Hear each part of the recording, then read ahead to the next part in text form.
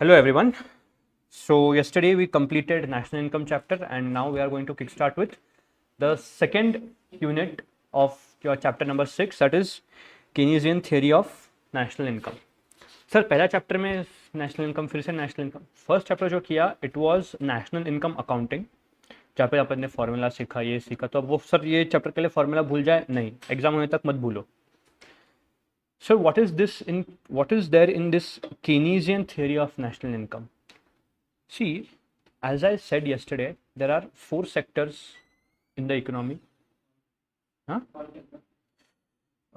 हाँ ते ॲडमिट करायचं होतं, केलं मी. There are 4 sectors in an economy, which all? Household, business, government and foreign sector. Now, in certain economies, there can be only 2 sectors, households and business. In certain economies, there can be 3 sectors, households, business, government.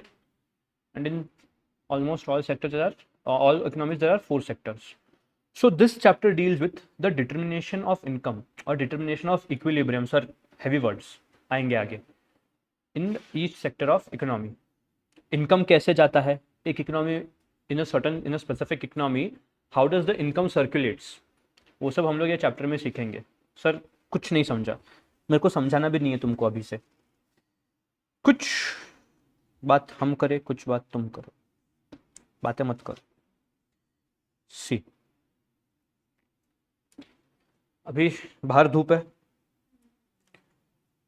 Suppose मैंने तुमको ice cream ला के दिया, suppose, क्या करोगे उस ice cream का? खाएंगे, fridge में रखेंगे, खाएंगे ना. यहाँ पे कहाँ फ्रिज है बे? तो do you demand ice cream? You will not get it. मस्त एसी वीसी चालू है. सपोज आइसक्रीम खाने के बाद ना मैंने बोला कि चलो मैं तुमको एक चादर देता हूँ, क्या करोगे? सो जाएंगे सर अभी बहुत हो रहा है, सर अभी और मत दुखाओ हमको. तो बेसिकली आइसक्रीम, चादर, दिस ऑल आर गुड्स. तुम अगर गुड्स का डिमांड कर रहे हो तो किस लिए कर रहे हो? कंझ्युम करने के लिए कर रहे हो. सर चादरला कसा खायचा? कंझ्युम म्हणजे खाणं नाही फक्त. It has some utility to you ना. These goods have some utility to you. Yes और नो? ए सुस्तो मत रहो यार तुम लोग. These goods have certain utility to you. So when I say that you demand goods, you demand it for utility, demand it for consumption. चलो मुझे एक और बता दो. सपोज तुम्हारे पास सिर्फ 5 महीने हैं. सर नंतर काय होणार? मरोगे नहीं, बता रहा हूँ. You have only 5 months suppose, okay, and I give you ₹10,000. थोड़ा खुशी, थोड़ा कुछ तो देखा आप. नहीं सर, 5 महीने पर मंथ नहीं, 5 महीने के लिए मैं तुमको 10,000 दूंगा नहीं, बट अज्यूम करो कि देता हूं. ठीक है, ये 10,000 का मुझे तुम एक बाइफर्केशन बताओ. ठीक है, 10,000 में अज्यूम करो कि तुम हॉस्टल में रहते हो, तुम अकेले रहते हो और तुमको मैंने ये 10,000 दिए. टेल मी वन थिंग, ये 10,000 का करोगे क्या तुम लोग? सर एक सेकेंड हैंड फोन खरीदेंगे 8,000 का, खरीदोगे ऐसा? तो क्या करोगे 10,000 का? फूड ना, रिचार्ज. नहीं तो उधर समझा कि सब फोन पे खर्चा किया बट रिचार्ज के लिए कुछ है ही नहीं, कट गया, नेटवर्क कट गया रे. अच्छा, तुम पोगो देखो यार, ये बेस्ट है तुम्हारे लिए. Food, rent. तो रेंट दोगे? तुमको कौन मुफ्त में रेंट देगा बे? फूड दोगे, रेंट दोगे. हाँ अरे नाही, अरे एका महिन्यात तू पीजी मध्ये राहा ना. तुला कोण म्हणतो की असं एकदम ठीक आहे आईन यार, हाय थोड़ा इमेजिनेशन पावर बड़ा यार. 10,000 ही है यहाँ पे. मैं स्टोरी कौन बता रहा है? मैं. तो यहाँ पे पैसा भी मैं ही पे करूंगा. ठीक है, फिर पानी चाहिए तुमको और बेसिक भी चाहिए. सर ये सब तो ठीक है, इसका करेंगे क्या? पढ़ रहे हो अभी तुम लोग, हाँ वो सब एजुकेशन में आ गया. हाँ, तो मेरे को एक बात बताओ, in short run you have limited income, तो would you prioritise consumer goods or prioritise capital goods? Obviously prioritise capital goods. ठीक है, obviously prioritize consumer goods. Good morning to me. ये शक्ल ऐसे बनाते हैं यार, ये सुस्त शक्ल बनाते हैं, मेरे को भी नींद आता है, नहीं आता, डोंट वरी. तो ऐसा है, तो in short run you will prioritize more on consumer goods than capital goods. Sir ये सब ठीक है, ये क्यों बताया? थोड़ा बैकग्राउंड बिल्ड करने के लिए. Open your notes. See before we move on कि हर एक सेक्टर में कैसा होता है क्या नहीं होता है, लेट्स डिस्कस सर्टेन बेसिक्स. ठीक है, basic number 1, meaning of aggregate demand. वही जो मैंने अभी तुमको पूछा, आइसक्रीम, चद्दर, ये सब डिमांड कर रहे हो ना. डिमांड क्यों कर रहे हो? कंज्यूम करने के लिए कर रहे हो. तो एग्रीगेट डिमांड का मीनिंग क्या है? This refers to, sir ex aunty कौन है? It is planned economy. Sir ये कौन सा शब्द मेरे को भी नहीं मालूम, लैटिन विटिन रहेगा कुछ तो गंदा सा. तो basically ex ante is planned. तो aggregate demand is nothing but the planned expenditure which are going to do. Expenditure मतलब कौन सा? Consumption expenditure. ठीक है, तो it is basically your planned expenditure on what? Consumer goods. But does aggregate demand, मतलब अभी थोड़ा स्टोरी से बाहर आ जाओ. 5 महीने हो गए, 5 साल. When you look at a longer period of time ना, तो कंज्यूमर गुड्स तो आते ही रहेंगे रे. कंजम्पशन एक्सपेंडिचर तो होता ही रहेगा, कंज्यूमर गुड्स पे हम एक्सपेंडिचर करते ही रहेंगे. But don't you think that you should also इनकर समथिंग ऑन कैपिटल एक्सपेंडिचर? ठीक है, सब कुछ है मेरे पास, घर है, बुक्स है, सब है. बट सर आजकल ऑलमोस्ट सारे प्लॅटफॉर्म्स जो है वो ऑनलाइन पढ़ाते हैं सर. तो फोन तो होना चाहिए बेसिक. ते आपलं नोकिया डब्याने चालणार नाही. तो at least you should have a smartphone. तो कहीं ना कहीं in the long run you will require what? Capital goods also. Smartphone yes, capital goods बोलते हैं ना. तो कैपिटल गुड्स को अपन क्या बोलते हैं? कैपिटल गुड्स को कैपिटल गुड्स ही बोलेंगे रे. इन्वेस्टमेंट लिखा है भाई, देख ना, तेरे को मैंने ओपन करने के लिए बोला है सर आपने. ठीक है चलो. Investment goods are also called as capital goods. So basically aggregate demand माने क्या? It is your planned expenditure on consumer goods and capital goods. Yes और नो? तो इसका एक आहे एडी, येडी नाही, AD. Aggregate demand is C plus I. C मतलब consumption expenditure and I means investment expenditure. So basically can I say that the demand of a person is influenced, or the demand of the person depends on 2 things. 1, because he wants to consume. 2, because he wants to invest. हाँ कि ना? अब invest मतलब specifically phone या durable assets में नहीं. You can invest in share securities also. क्यों? क्योंकि आगे जाके you are going to require certain income ना. ये कैपिटल गुड्स अगर तुम इन्वेस्ट कर रहे हो तो आगे जाके इससे तुमको डिविडेंड आएगा. If you are investing in securities, stocks, तो आगे बॉन्ड से डिविडेंड नहीं आता है, बॉन्ड से इंटरेस्ट आता है. तो स्टॉक अगर तुम कर रहे हो तो उससे तुमको डिविडेंड आएगा. हाँ कि ना? तो आगे जाके तुम अगर प्लान कर रहे हो लॉन्ग रन में, तो basically you have to incur certain thing on investment. आज 10,000 मैंने दिया, कल कौन देगा? कल को मैं बोलूंगा तुम कौन मैं कौन, तो क्या करोगे?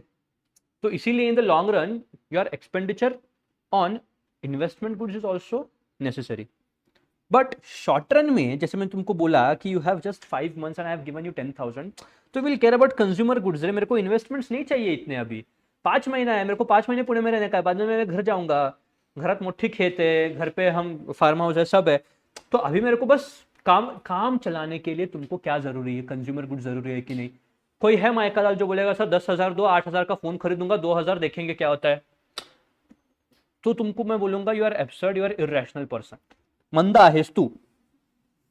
तो एग्रीगेट डिमांड जब मैं बोलूंगा शॉर्ट रन में, तो is it influenced more by consumer goods or investment goods? In short run your aggregate demand would be influenced more by consumer goods.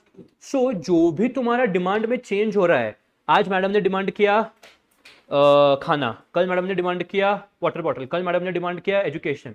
So जो भी तुम्हारा एग्रीगेट डिमांड हो रहा है, it is largely dependent on what? Consumer goods and services also obviously. तो largely जब मैं short term की बात देखूं तो aggregate demand is dependent on what? Consumption expenditure only. In short run your aggregate demand is never influenced by investment expenditure. Sir never, there can be certain exceptions. Economics is about exceptions only. आधा तो exception ही भरा है उसमें. तो MCQ point of view बच्चों, इन short run aggregate demand largely depends on option देने तो छोड़ो। नहीं सर, इंटरैक्टिव सेशन चाहिए ही नहीं, आप क्वेश्चन पूछो हम आंसर देंगे। रोबोट्स। तो तो ये हो गया basic meaning of aggregate demand, ठीक है। अब let's see what is consumption function. बच्चों मेरे को एक बात बताओ, सपोज मैंने सर जी को काम पे रखा, सर जी काम करोगे मेरे लिए, थैंक यू। मैंने उसको महीने का 10,000 दिया। अब महीने का, अभी अपना बजट बढ़ गया है, अब महीने का 10,000 दिया मैंने उसको। मेरे को एक बात बता, एक अप्रैल में मैंने को 10,000 दिया, ठीक है, उसमें से तूने कुछ तो कंज्यूम किया। सपोज वो 10,000 का तूने, हाइपोथेटिकल ना बोलो मत सर, सिर्फ इतना नहीं, सुनो, 10,000 का उसने क्या किया, 5 गुड्स खरीदे उसने, बस अज्यूम करो यार, तुमको क्या करना है, 5 गुड्स खरीदे उसने, वो मैं बताऊंगा नहीं कौन से खरीदे, उसकी उसका प्राइवेसी है, वो पूछने का नहीं है तुम उसको। सर मेरे को क्यों टारगेट कर रहे हैं, अरे तो मेरे एकदम ऐसा डायगनली बैठा है इसीलिए। सपोज 2 अप्रैल मंथ हो गया, मई महीने में मैंने उसका सैलरी बढ़ा दिया, ओए पैसे आए ले, 10,000 से 20,000 हो गया। मेरे को एक बात बता, तू 5 ही गुड्स खरीदा क्या अभी भी, कुछ तो ज्यादा खरीदेगा, 10 खरीदेगा, 15 खरीदेगा, 20 खरीदेगा, ठीक है, तो कुछ खरीदेगा कि नहीं तू। So can I tell that as your income increases your consumption will also increase, yes और no. But tell me one thing बच्चों, अरे बच्चों बोलो ना, क्या पूछने तो दो। Suppose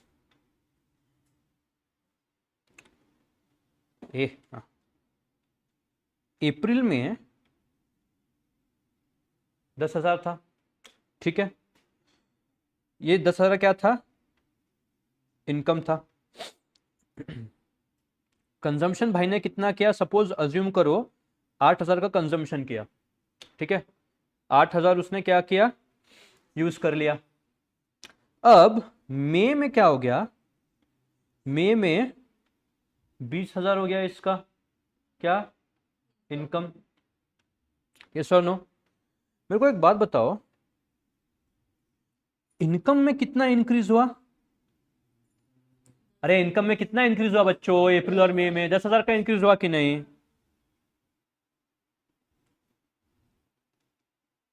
if I say that a person is rational, then tell me, will he increase his consumption by more than 10,000 or less than 10,000? You all are irrationals. बच्चों अगर मैं बोल रहा हूं कि तुम्हारा इनकम 10,000 से बढ़ा है, तो तुम कंजम्पशन 10,000 से कैसे बढ़ाओगे, 10,000 से कम करोगे ना, सेव करोगे कि नहीं कुछ जिंदगी में। तो ऐसा बोल सकते हो क्या सर, कंजम्पशन 19,000, सर सेव तो कर रहे हैं ना सर 1,000। अरे भाई तू थोड़ा थोड़ा दिमाग लगा, थोड़ा दिमाग लगा, मतलब तू पैसे नुस्ता खर्च कर रहा है, सर सेव कर रहा हूं ना सर 1,000। अरे बेटा नहीं कर रहा तू, इफेक्टिवली तू क्या कर रहा है, इफेक्टिवली अगर मैं देखूं तेरा इनकम 10,000 से बढ़ रहा है, बट बेटा बेटा बेटा बेटा कंजम्पशन तू 19 माइनस 8, पागल, कंजम्पशन तू 10,000 से बढ़ा रहा है। तो if I look at marginal, सिखा ना डीएमयू, और डीएमयू का डी और यू छोड़ दो, बस मार्जिनल पकड़ो, मार्जिनल बेसिस पे इनकम 10,000 से बढ़ रहा है, साले तो एक्सपेंडिचर 11,000 से बढ़ रहा है, तो इफेक्टिवली मार्जिनल तो कुछ सेव ही नहीं कर रहा है, यस और नो। तो बोलो ना रोबोटो। तो if your income increases, will your consumption increase by a level more than increase in income or less than increase in income. समझा क्यों, इसको ही हम प्यार से बोलते हैं, सर प्यार से क्या बोलते हैं, मार्जिनल प्रोपेंसिटी टू एमपीसी। ऐसा किया है, सब किया है, ठीक है, बट लॉजिक तो समझना चाहिए ना, क्यों होता है ऐसा। सर तुम बोलोगे सर सर सेव तो कर रहा हूं ना sir, I am rational, you are irrational मंदबुद्धि। क्यों, अबे भाई तू सेव कर रहा है, बट इफेक्टिवली देखना, जितना तेरा इनकम इंक्रीज हुआ है उसके हिसाब से सेव कर रहा है क्या, नहीं। तो सर कितना यहाँ पे मैं खर्चा करूं, भाई कुछ भी खर्चा कर, 10,000 से कम खर्चा कर, 10,000 मतलब टोटली तेरा income increase in consumption should be less then 10,000। Sir तो मैं फिर सर यहाँ पे 12,000 कर दूं, हाँ करना, 8 और 12 दोनों का डिफरेंस 4,000 ही होता है, यू आर रैशनल। तेरा इनकम 10,000 से बढ़ गया, बट तेरा कंजम्पशन 4,000 से ही बढ़ गया, ठीक है, यू आर रैशनल। अरे are you or not rational, are you mad.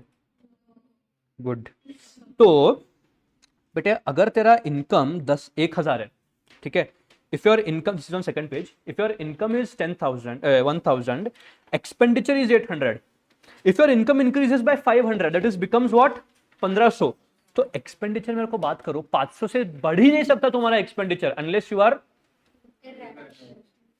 Sir ऐसा तो फिर सर हम लोग मतलब कैसा करें सर? सी इकोनॉमिक्स में there is a assumption that a rational person जो करेगा वही इकोनॉमी भी करेगी, ठीक है? तो कोई हो सकता है पागल बंदा जो कर सकता है ऐसा, but he is an exception. तो मैक्सिमम तुम कितना एक्सपेंडिचर कर सकते हो बच्चों? मैक्सिमम तुम कितना एक्सपेंडिचर कर सकते हो? अभी जो तुम्हारा एग्जिस्टिंग एक्सपेंडिचर है प्लस तुम्हारा इनकम कितने से इंक्रीज हुआ है वो, तो 1300 मैक्सिमम कर सकते हो। अगर तुमने 1300 किया तो 800 और 1300 का डिफरेंस कितना है? 500। तुम्हारा इनकम कितने से बढ़ा? तो ठीक है, तुम इक्वल करो चलेगा। You should not step beyond it. Lakshman Rekha आहे थी, do not over step it, नहीं तो नोबल हो जाएगा। हम हंसेंगे नहीं sir.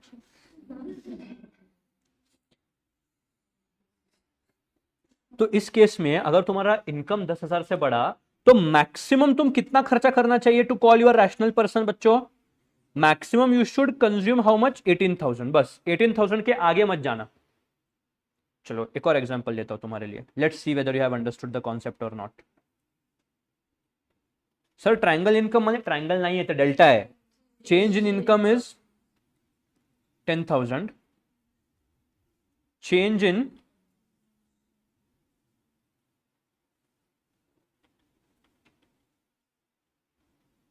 Are you rational or मंदबुद्धि?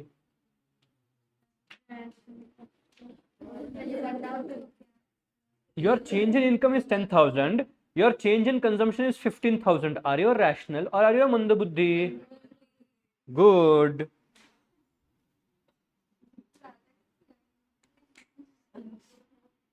Decline in income. अब जो विकेट गिरेंगे ना, प्लीज विकेट गिरने दो। Decline in income is 10,000. Good. Decline in consumption, are you rational or मंदबुद्धि? Decline in income 10,000, decline in consumption 8,000। Decline का मतलब समझते बच्चों? तो are you rational person, are you मंदबुद्धि? Rational. How many of you rational? Please raise your hands. डरो मत, उठाओ। He is rational. Are you rational? तो उठाना हाथ बाबा। Rational rational. सर जी मंदबुद्धि है तू? हाउ मेनी ऑफ यू से रैशनल? अरे उठाओ ना हाथ बाबा। क्या सुस्त हो गया, उठाओ। ऐसा हाँ, ऐसा उठाने का। बताओ ये रो में कौन है रैशनल? तेरे को बनना है rational. How many of you से इरैशनल? कौन बोलता है मंदबुद्धि है?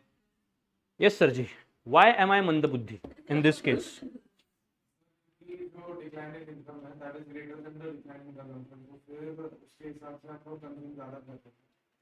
बराबर है भाई। तेरा अगर इनकम गिर रहा है तो कंजम्पशन भाई तो और गिरा ना। You should save. यहां पे तेरे सेविंग्स नेगेटिव हो रहे हैं सर। सुनो मेरी बात। अगर इनकम बढ़ता है, आज मैं तो आज अभी मैं उल्टा करता हूं, मैं इसको भी 10,000 नहीं, इसका काम घटिया लगा मेरे को, मैं इसको 5,000 ही देता हूं। तो मेरे को बात बता, वो मैं जब उसको 10,000 दे रहा था, he was consuming 5 goods. When I give him 20,000 he is consuming 10 goods. When I cut back and give him 5,000, will he still consume 5 goods? Will consume something less than 5। 2 करेगा, 3 करेगा। तो बेटा अगर तेरा इनकम बढ़ रहा है तो कंजम्पशन भी बढ़ेगा, but at a rate lower than increase in income.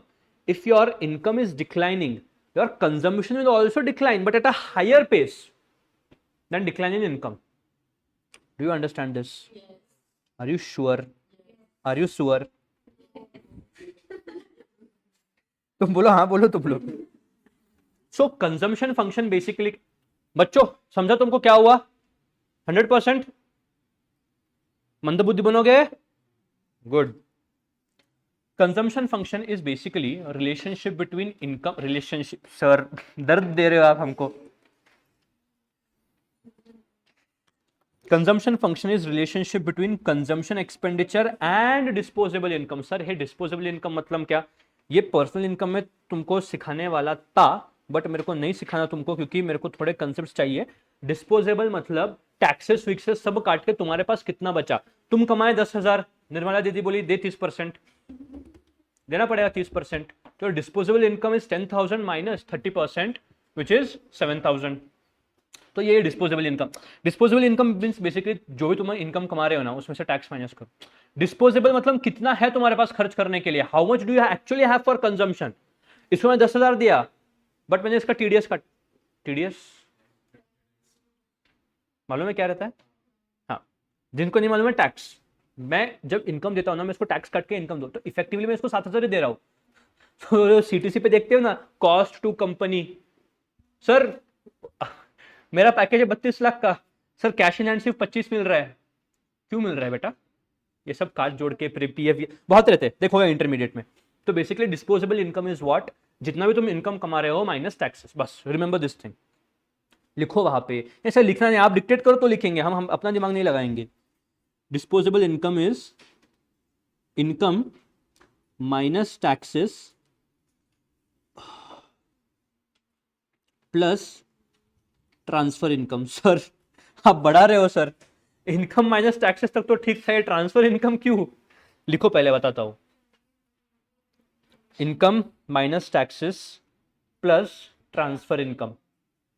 बच्चों ट्रांसफर इनकम का मतलब तुमने मेरे को उस दिन बताया था।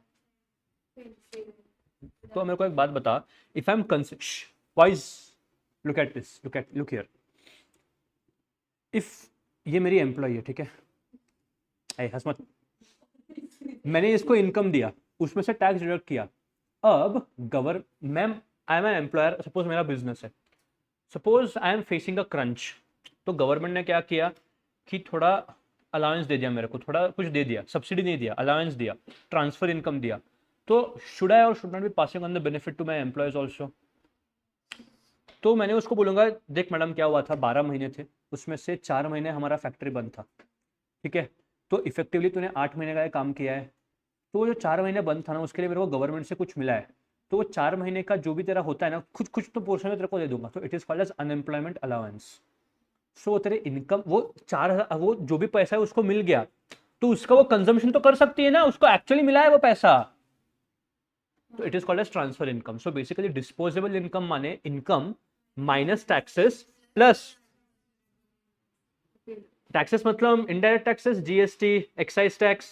हाँ हाँ हाँ, बोलो बोलो, हाँ। इनकम पे जो टैक्स लगता है बच्चों, उसको इनकम टैक्स बोलते हैं। जो प्रोडक्ट पे लगता है उसको हम इनडायरेक्ट टैक्स, कंट्रोल, ठीक है।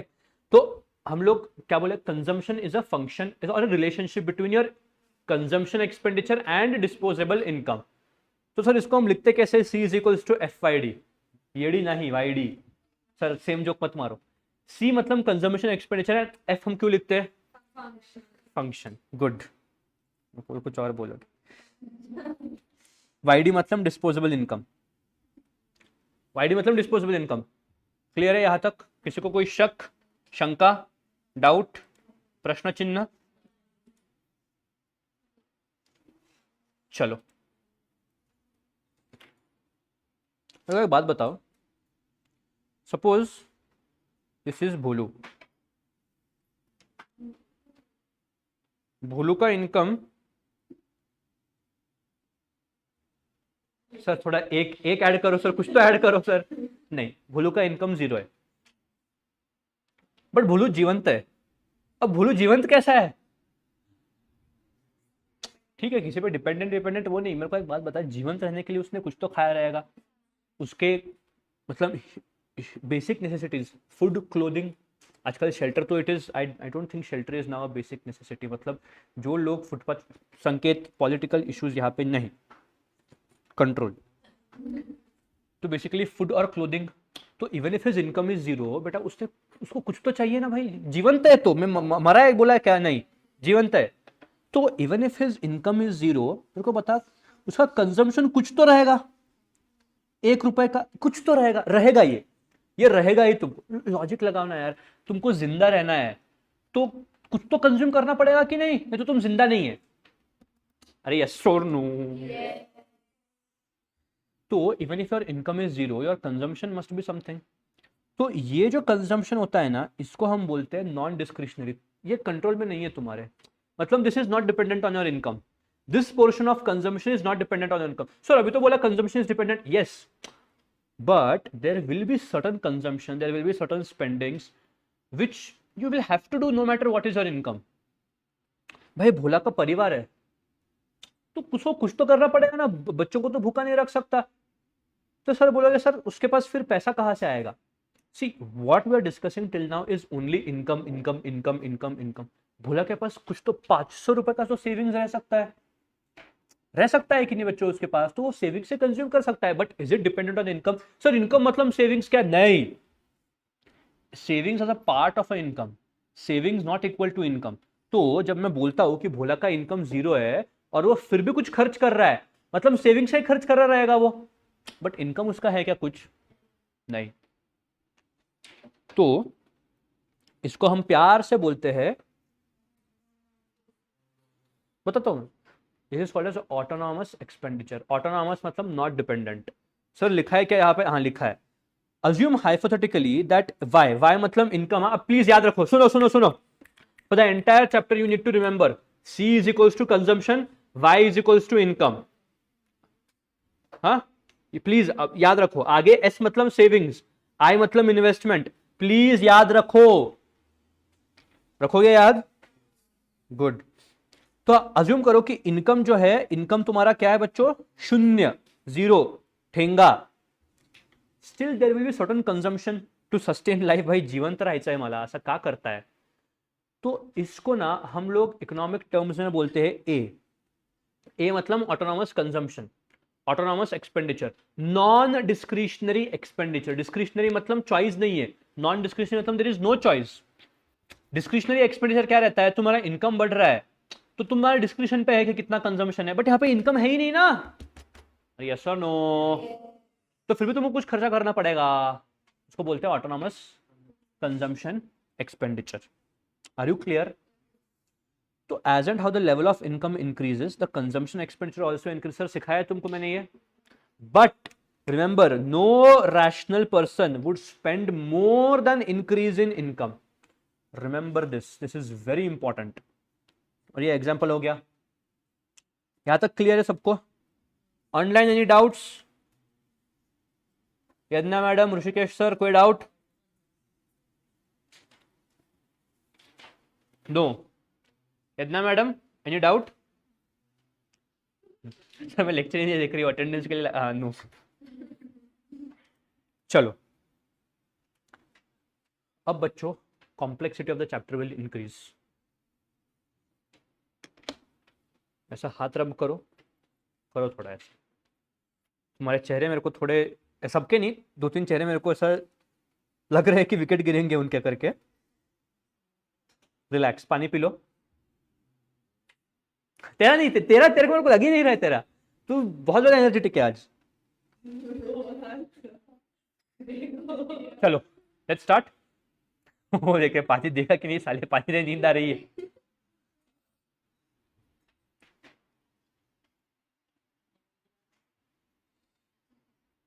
चलो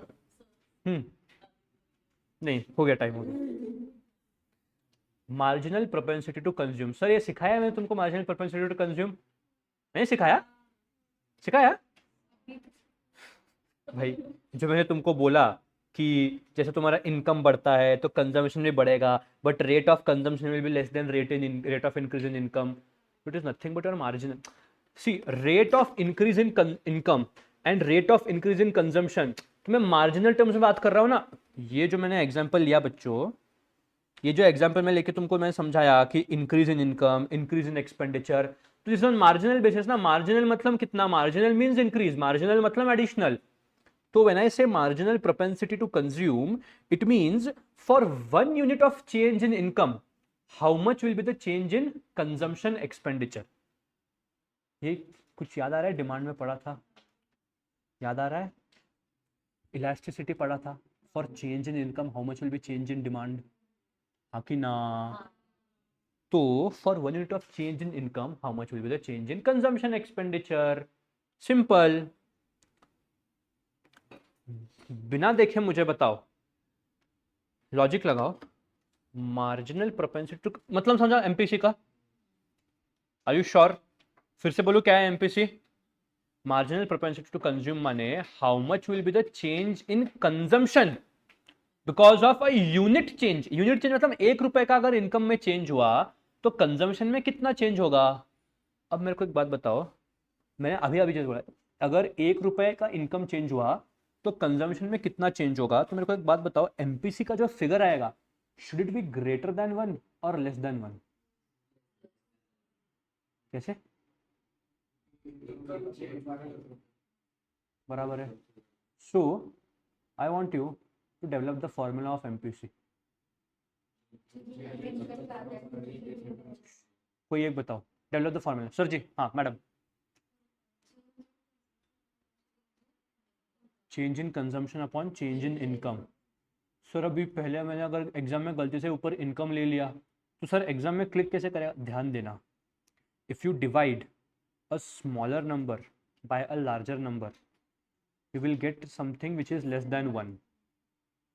You want MPC to be less than 1.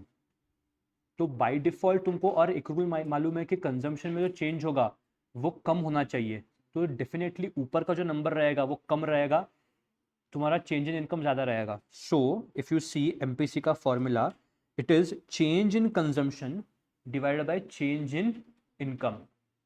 Yes और नो? याद रखोगे फॉर्मूला एग्जाम में? मार खाओगे याद रखा तो। लॉजिक मैंने पहले बोला था, फॉर्मूला याद मत रखो। ठीक, समझता है? तो MPC should be greater then, ये एमपीएस नहीं है, वो फ्लो में एमपीएस हो गया रहेगा। This is not MPS, this is MPC. अगर तुमको भी वो एस लग रहा है एविडेंटली तो प्लीज उसको सी करो। मुझे अक्षर आहे घण आई नो, बट तुम्हारे से अच्छे। तो MPC should be greater than 0 but it should be, sir can MPC be 0? रह सकता है, it can be, can be. अब मेरे को एक बात बताओ, सर सर सर थोड़ा इसको हम डिमांड चैप्टर से रिलेट करूँ क्या? इसको मजा आएगा, तुमको समझेगा। Suppose there is a luxury good, ठीक है, कुछ तो लग्जरी गुड है, वो तुम्हारे पास है अभी ऑलरेडी, ठीक है, अभी अभी तुम्हारे भाई बहन की शादी हुई, ठीक है, तुम्हारे मम्मी ने तुमको मस्त एकदम गोल्ड विल्ड खरीद के दिया, ठीक है। अब मेरे को एक बात बताओ, अगले महीने तुम्हारे पापा का इनकम बढ़ गया, तो will you still spend on gold? ना, गोल्ड लग्जरी यार, कौन रोज बाहर पहन के घूमो क्या?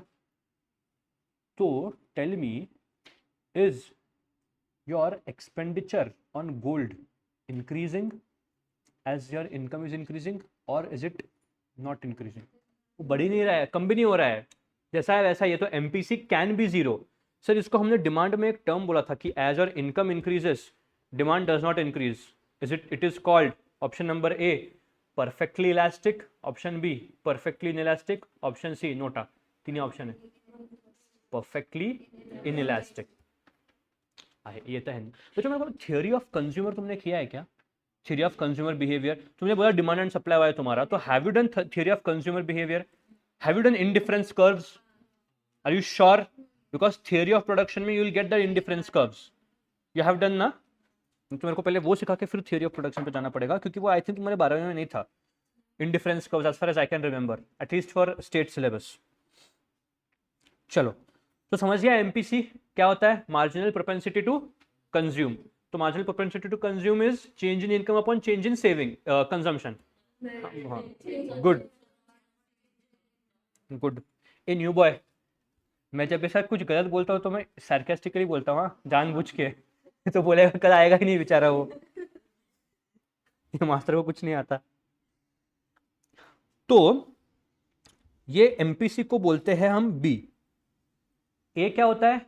ए is your autonomous consumption, autonomous expenditure, not dependent on income, and B is dependent on income. A जो है, A is also consumption, it is not dependent on income, but B is consumption which is dependent on income. Yes और no? So मेरे को एक बात बताओ, just tell me one thing, मैं बोलता हूं कि तुम्हारा, ध्यान दो, autonomous expenditure is 1000. Okay, assume करो, मेरा क्या जा रहा है अज्यूम करने में, अज्यूम करो autonomous expenditure is 1000. Marginal propensity to consume is 0.8. Marginal propensity to consume is 0.8. Your income, total income is rupees 50,000. Wait, your income is 50,000. Marginal propensity to consume is 0.8 and autonomous expenditure is 1000. When I say your marginal propensity to consume is 0.8, it means that if your income increases by 1 rupee, your consumption expenditure will increase by 0.8 rupees. Yes or no? समझ रहा है बच्चों ये? तो अगर मैं ध्यान से सोचूं, अगर मेरे को इतना ही दिया है, तो can I compute how much is my total consumption? Can I compute how much is my total consumption? Do you want to try out? Try out. Apply brains and find out what is the total consumption. देख बच्चों, total consumption में मैं एक काम तुम्हारा easy करूंगा कि total consumption में 100% ऑटोनॉमस तो आएगा ही, क्योंकि वो तुम कंज्यूम कर ही रहे हो. मेरे को ये जानना है कि तुम्हारा इनकम बढ़ा, इनकम चेंज हुआ, उसके वजह से तुम कितना कंज्यूम कर रहे हो.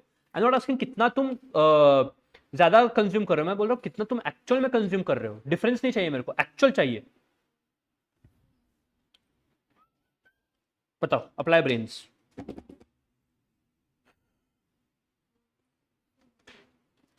Yes madam. तो 40,000 is your total consumption. It is dependent on your income. Sir कैसे किया 40,000?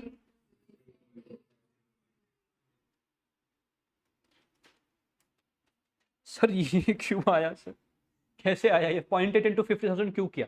बच्चों मेरे को एक बात बताओ, तुम्हारा, मैं बोल रहा हूं कि जब तुम्हारा इनकम 50,000 है तो 50,000 अगर 60 भी हो गया तो अभी तुम्हारा एमपीसी तो 0.8 ही रहेगा. क्योंकि मैं अभी तुमको क्या बोला, अगर 1 रुपए से बढ़ा तुम्हारा इनकम तो कंजम्पशन 0.8 से बढ़ता है.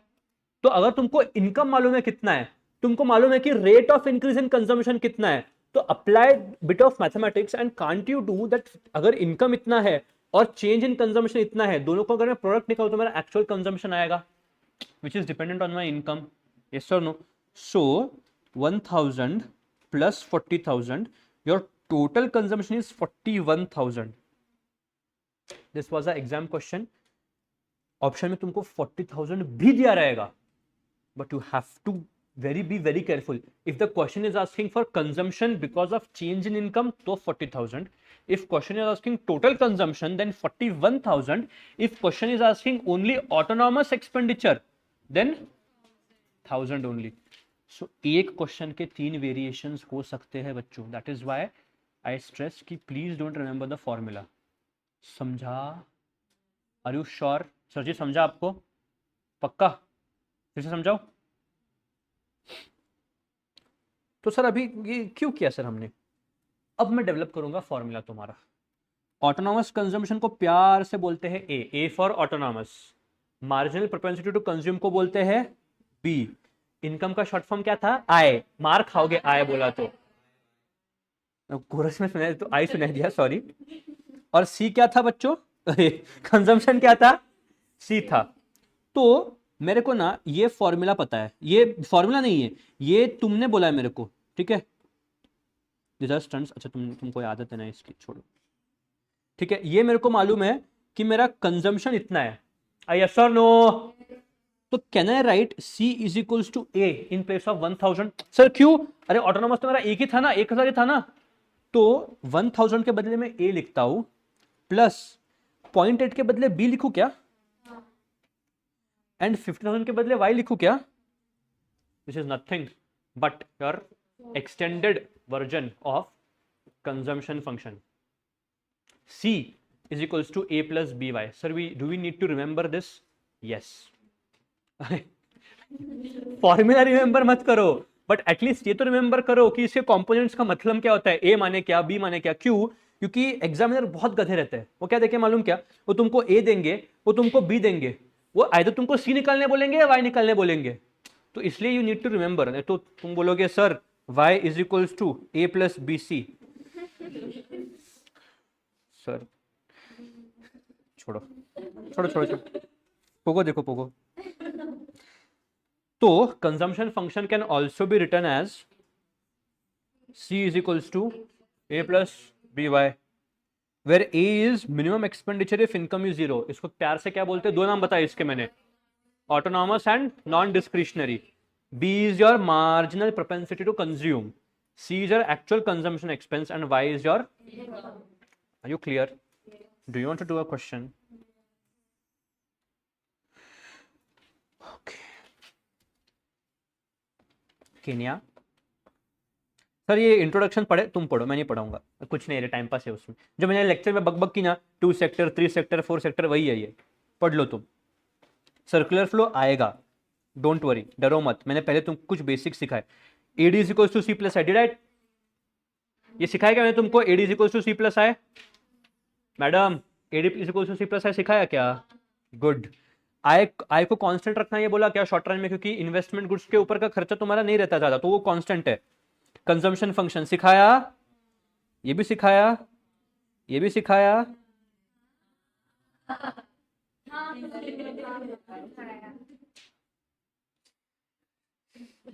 मेरी मौत के बाद तुम लोग ही होने वाले सर, ऐसा मत बोलो सर। ये नहीं सिखाया, सिखाऊंगा। क्रॉस मतलब एग्जाम में है, क्रॉस नहीं सिखाऊंगा, वेट। हाँ इलस्ट्रेशन कर सकते हो तुम लोग, कहाँ पे इलस्ट्रेशन वन, हाँ है ना यार, कितनी गोड है। सेकेंड पार्ट मत देखो, फर्स्ट पार्ट देखो, सेकेंड पार्ट नहीं सिखाया अभी तक। What will be the average, रुक जाओ, लास्ट कंसेप्ट शांत। ये लास्ट कंसेप्ट क्यों, थोड़ा दिमाग लगाओ ना, थंबा डोका लगा थोड़ा, इतना भी तुमको स्पून फीडिंग नहीं करना चाहिए। What will the value of average propensity when C is 200 and Y is 1000? अरे एवरेज प्रोपेंसिटी, अच्छा सेव है क्या ये? रुक जाओ फिर, I need to teach you save, saving function नहीं सिखाया अभी, ठीक है। Come back to your notes. ये एमपीसी का एक भाई रहता है, एसीपी नहीं सर, नहीं जम रहा सर आपको, अब सिखाओ, जोक मत मारो आप। एवरेज प्रोपेंसिटी टू कंज्यूम मतलब, ए चैटरबॉक्स चुप बैठ। एवरेज प्रोपेंसिटी टू कंज्यूम माने total consumption divided by total income, means how much is your consumption per unit of income, your consumption per unit of income. तो very good, तो average propensity to consume is your total consumption divided by total income. Please यहाँ पे change in consumption मत लो, change in consumption हो गया तो MPC आएगा। अपन MPC निकाल रहे हैं क्या अभी? एपीसी मतलब total consumption divided by total income. Good, this is consumption per unit of. Did you understand? Do you want to do some solving? दिया है तुमको, जगह दिया है। Do you want to apply your brains and do solving, or do you want me to make your brains apply? You will apply ना? Good. Triangle Y मतलब change in income ढूंढो पहले, चेंज इन कंजम्पशन ढूंढो, और फिर MPC ढूंढो। Unfortunately, I do not have my calculator today.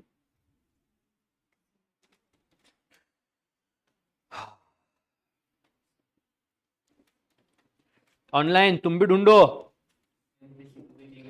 Those who are watching this recorded lecture on YouTube, please pause the video, solve करो and फिर evaluate करो।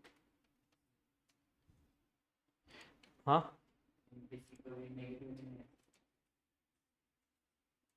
नहीं बेटा, क्यों? एमपीसी अगर नेगेटिव आएगा तो कंजम्पशन माइनस में जाना चाहिए, कंजम्पशन का माइनस नहीं आएगा। तो जो बोल रहा है ना एमपीसी नेगेटिव, वो होगा नहीं। क्यों? थोड़ी देर में समझेगा जब मैं तेरे को एमपीएस पढ़ाऊंगा।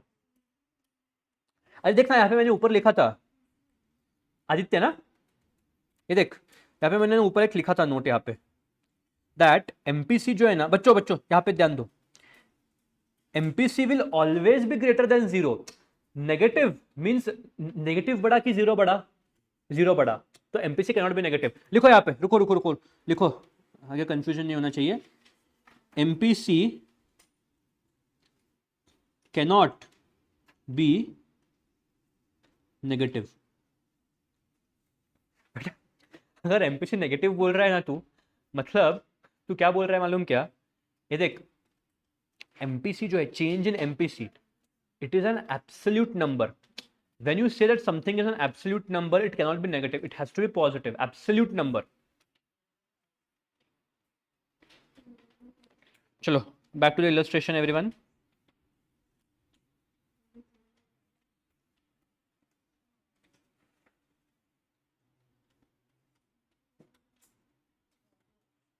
हो गया? I'll give 2 minutes and then we'll do.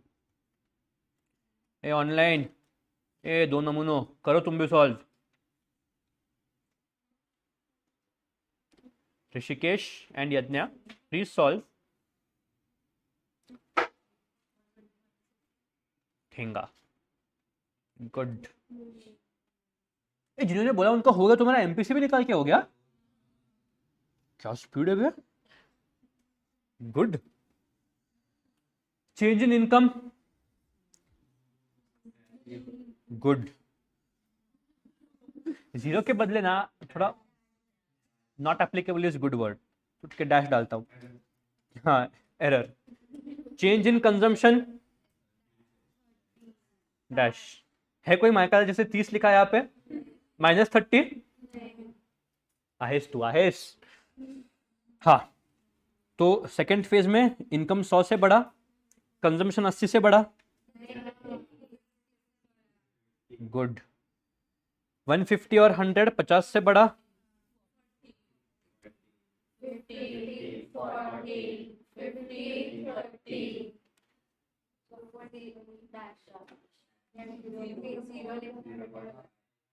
तो कुछ और लिखना, लिख मैडम। अरे 0.5 नहीं, 2 होगा ना यार।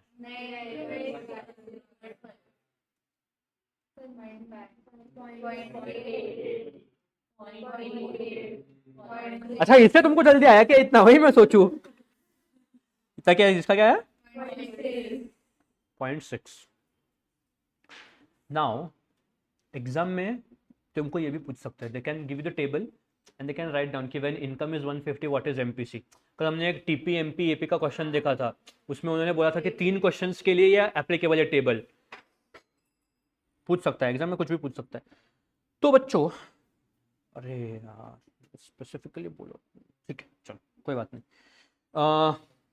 ठीक है, देखो ग्राफ देखो, इनकम को अगर हम एक्स एक्सिस पे ले, इनकम को अगर एक्स एक्सिस पे ले और कंजम्पशन को वाई एक्सिस पे ले, मतलब if we plot a graph using these two variables, that is income and consumption, then मेरे को एक बात बता, ये इनकम है। See listen, observe, don't look in your books, यहां पे देखो, ये इनकम है। 100, 150, 200, 250 is your income. When your income is 0 बच्चों, can you see that something is there on consumption? Income 0 है, बट यहां पे एक डॉट दिख रहा है क्या तुमको? What is this dot? What is this dot? Autonomous consumption. Why? Your income is 0 but consumption is 30 ना बच्चे, your autonomous consumption is 30। तो इसीलिए जब भी हम कंजम्पशन फंक्शन का ग्राफ ड्रॉ करेंगे ना, then it will not start at 0, it will start at something more than 0। तो वो स्टार्ट यहां से होगा, यहां से स्टार्ट नहीं होगा वो ग्राफ, कभी भी यहां से स्टार्ट नहीं होगा कंजम्पशन फंक्शन का, it will start somewhere from here. तो सर ये गैप जो है, this is your autonomous consumption, yes और नो? तो कुछ नहीं है, बस मैंने प्लॉट किया यहाँ पे ऐसा, टुकी टुकी टुकी टुकी प्लॉट किया, ऐसा इसको लाइन बनाया। ये मैंडेटरी स्पेंड है, ये लाइन है, ये जो डिग्री बन रहा है ना, this is nothing but your slope. I hope you are familiar with the concept of slope. Slope मालूम है क्या रहता है ना? स्टैटिस्टिक्स 12वीं, और यहाँ पे भी मैथमेटिक्स इन foundation, quantitative aptitude. Sir level है थोड़ा हमारा, मैथ स्टैट्स एलआर मत बोलो उसको, क्वांटिटेटिव एप्टीट्यूड, टाइम पास मत करो सर। चलो ठीक है, तो MCQ, slope of consumption function is option number 1 MPS, option number 2 MPC, option number 3 B, option number 4 both C and B।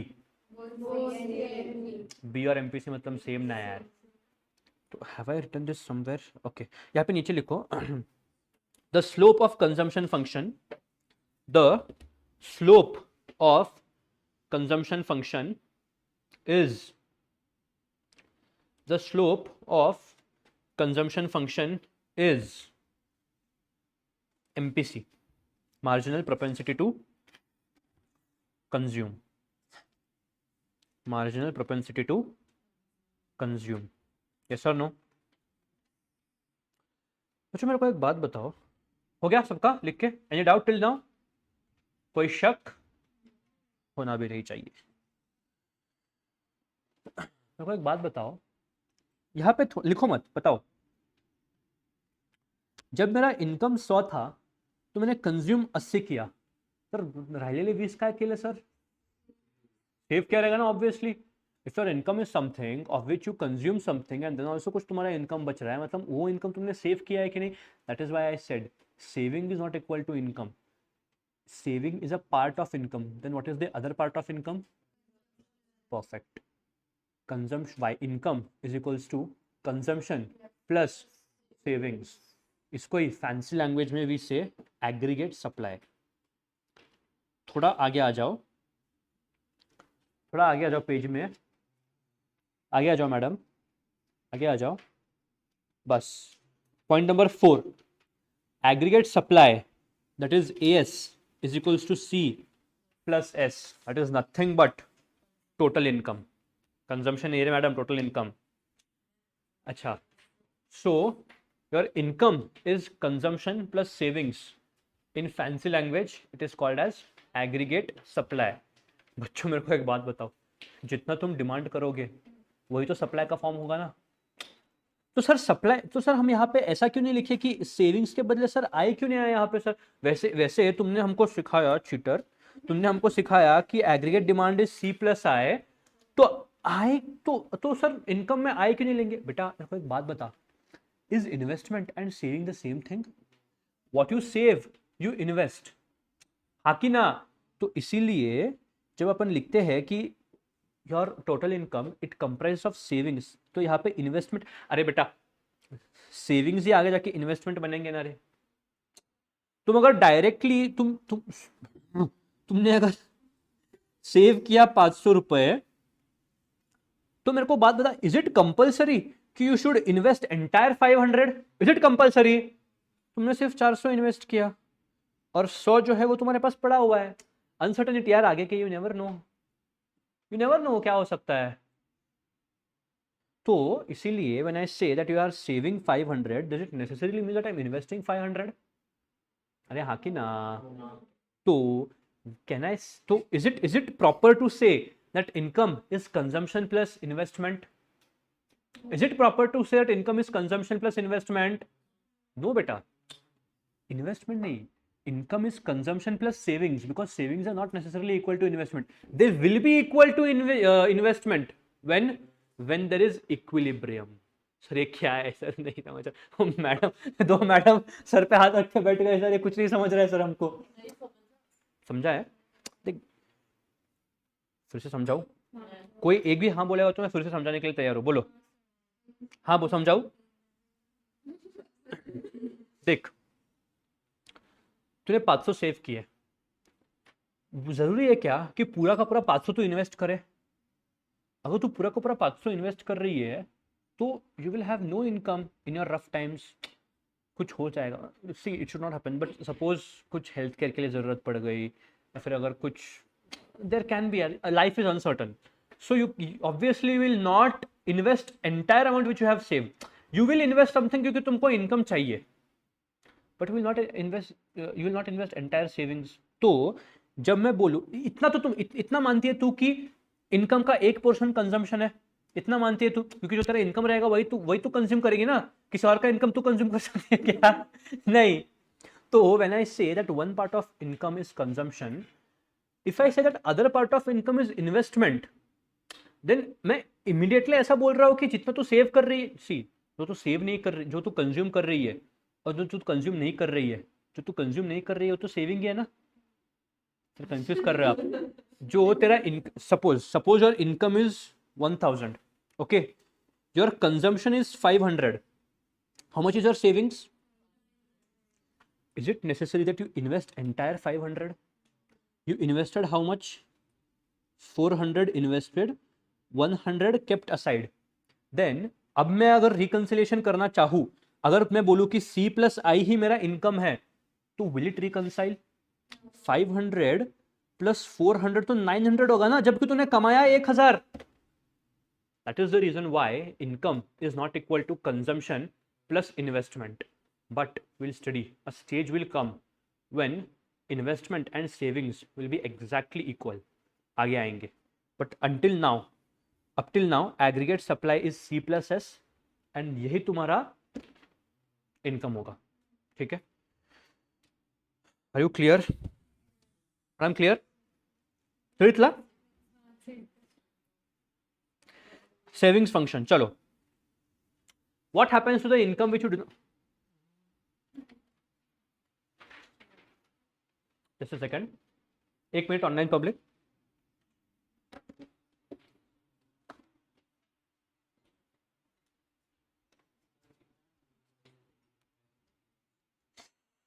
अरे क्या हो गया?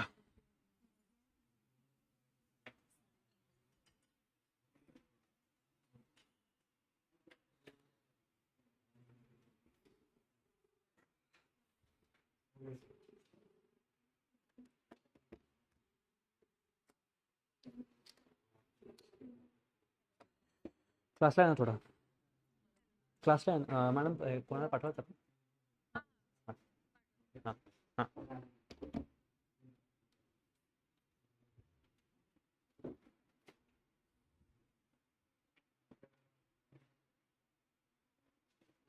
Just a second.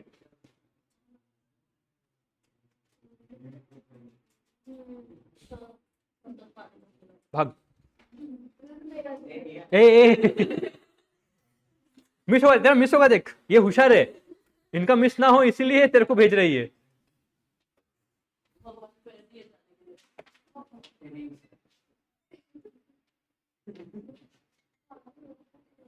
वो जा रहा है बार बार बीच में.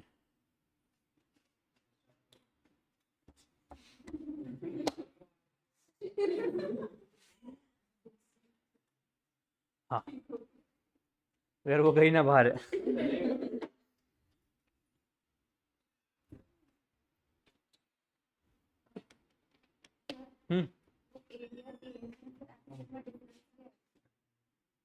हे मध्ये मध्ये जात होतं. कुछ नहीं, अभी आ गया. वो बीच में गया था अभी. बोले खामा का बुलाया मेरे को यहाँ पे. ठीक है. एडी और एएस में फर्क देख. Aggregate demand. Do you demand for saving, demand for consumption and investment? समझिए. सी एक चीज हमेशा ध्यान रखो, जितना तुम सेव करते हो, कोई भी अच्छा रैशनल बंदा ना, सर आप रैशनल बहुत बोल रहे हो, औकात मत दिखाओ हमारे. आप सुनो, ऐसे तुम्हारे बारे में नहीं बोल रहा हूं मैं, कोई भी यार. कहाँ पे बच्चे? हाँ तो चांद से करके बाहर भाग जाता हूँ मैं अभी. तो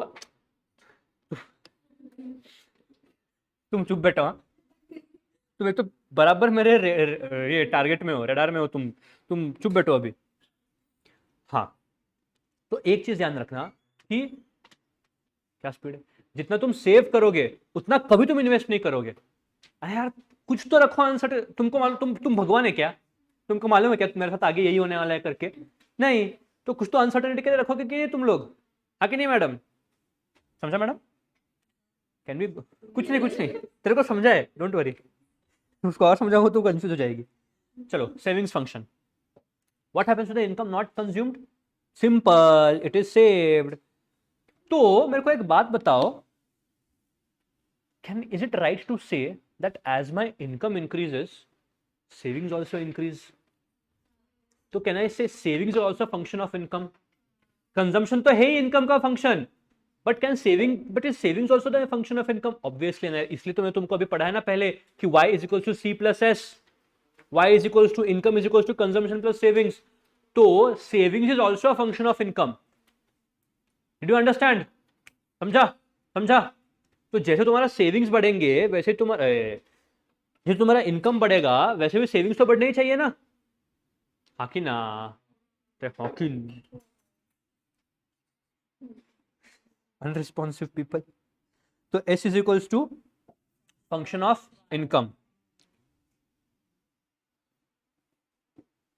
ये जो मैंने बताया अभी कि जब इनकम 0 है तो कंजम्पशन 30 है, how much is the savings?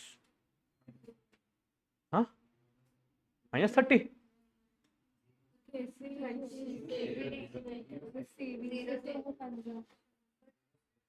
How many of is savings is 0? Raise your hands. खुद पे तो कॉन्फिडेंट रखो, अभी कोरस में आंसर दे रहे हो। How many of you say savings is -30? Raise your hands. Do say savings is 30? ए, do say savings is -30? Pat your backs. Do say savings is 0? टपली मारो खुद को। बच्चे, सर सेविंग्स कैसे negative sir? When savings are negative, they are called as dis savings. अरे बच्चे, तेरे को जरूरत थी क्या ये कंज्यूम करने की? हाँ सर थी। तो अगर तू ये कंज्यूम नहीं करता और आगे जाके तेरा इनकम बढ़ता तो तेरा इतना अमाउंट बचता था कि नहीं? Yes sir no? बट अभी बच रहा है क्या? तो savings is -30. So if your autonomous expenditure is something, your savings that is this savings should be exactly equal to autonomous expenditure. कुछ नहीं समझा? देखो देखो देखो देखो, शांत बैठो।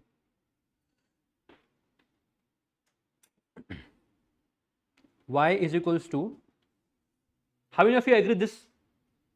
सर ये तो ठीक है, पक्का ठीक है ये? If y is equals to 0, बताओ मेरे को c कितना रहना चाहिए? अगर इनकम 0 है तो what should be my consumption? Autonomous. Autonomous को क्या बोलते हैं अपन प्यार से? प्यार से मतलब technical term, symbol. If y is equals to 0, then c is equals to a. Yes or no? Digestible? 0 is equals to a plus s. ठीक है? 0 minus a is equals to s. Minus a is equals to s. समझा कि नहीं? This is called as. तो अगर मैं बोलता हूं कि मेरा a 30 है मेरे एग्जाम्पल में, तो माइनस ए कितना हुआ? तो सेविंग्स नेगेटिव है कि 0 है? क्या सर सेविंग्स हमेशा नेगेटिव रहेंगे? नहीं। जब तेरा ऑटोनॉमस एक्सपेंडिचर होगा या तू इनकम से ज्यादा खर्च कर रहा है तो तेरा डिस सेविंग होगा। If you are spending more than income then it will be your dissaving. तू सेव कर ही नहीं रहा है बेटा, उल्टा तू ज्यादा खर्च कर रहा है, मतलब यू आर डिस सेविंग। अरे हाँ कि ना? समझा? तो बच्चों जिन्होंने शून्य बोला था, समझा तुमको? एग्जाम में शून्य लिख के आओगे, शून्य मिलेगा नहीं, शून्य नहीं मिलेगा। सर क्या सर इंटरमीडिएट में भी ऐसा कटे? इंटरमीडिएट में ऐसा नहीं है। आई होप यू नो, आगे का पैटर्न मालूम है तुमको इंटर में कैसा है? एग्जाम बाद में बताएंगे। मस्त है, मस्त बोल्ड। ऐसे विकेट गिरेंगे तुम्हारे सर। फाउंडेशन भी ठीक है सर, अब कुछ नहीं होगा। It is good, journey is amazing. तो ये वही लिखा है डिस सेविंग्स, तुमको जो भी सिखाया है ना वही लिखा है यहाँ पे, पढ़ लो। सिखाओ क्या? फिर से सिखाता हूँ, डोंट वरी। Thank you. तो देख, as your income increases amount of savings also increase, but यहाँ पे भी बच्चों obviously your rate of increase in income will be more than rate of increase in savings. Obviously अभी ये logical बातें हैं, अभी इसका मैं I will not give you numerical, नहीं दे दूंगा। आगे है एक क्वेश्चन लिया तुम्हारे लिए, देखेंगे अपन वो। तो बच्चों मार्जिनल प्रोपेंसिटी टू कंज्यूम देखा, तो मार्जिनल प्रोपेंसिटी टू सेव क्या होगा? सेम होगा, बस रिप्लेस कंजम्पशन बाय इनकम। तो what is the formula? Change in savings divided by change in income. तो does this mean that MPS will be greater than 0? Will be greater than 1? No. मैंने अभी अभी तुमको बोला कि y is equal to C plus S. तो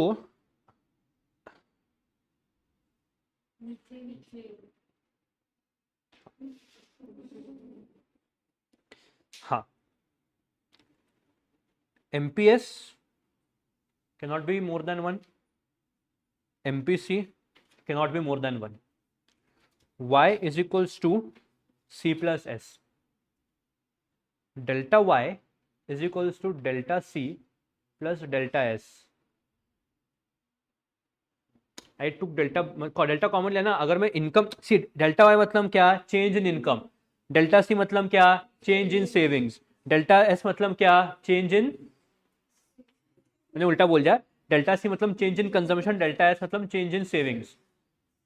तो if y is equal to C plus S, ये प्रूवन है, तो ये भी तो प्रूवन रहना चाहिए, था कि नहीं? Basics of maths. अगर मैं इसको if I change my income by 1, then I get something.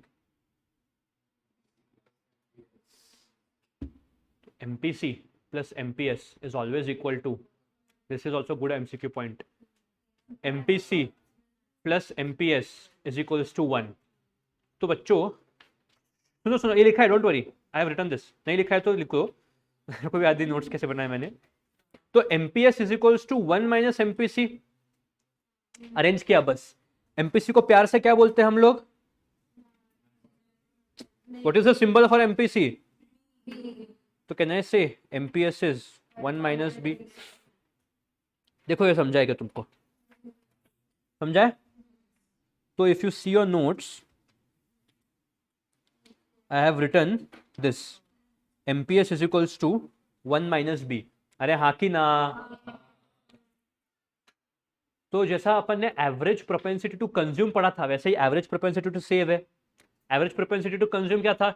Change in consumption divide bye change in income. तो गुड. मार्जिनल प्रोपेंसिटी और एवरेज प्रोपेंसिटी में बहुत विकेट गिरते हैं. कंज्यूम, डोंट कंज्यूम माती, माती नहीं खाई चीज.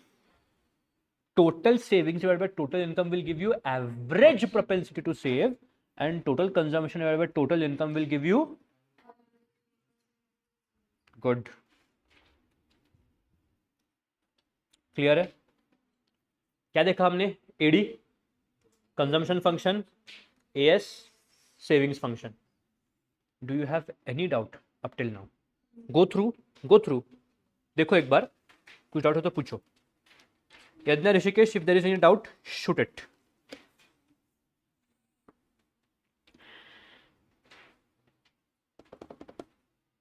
यज्ञ छुट्टी क्यों मारी आज तूने? तेरे दोस्त यहाँ पे मिस कर रहे हैं.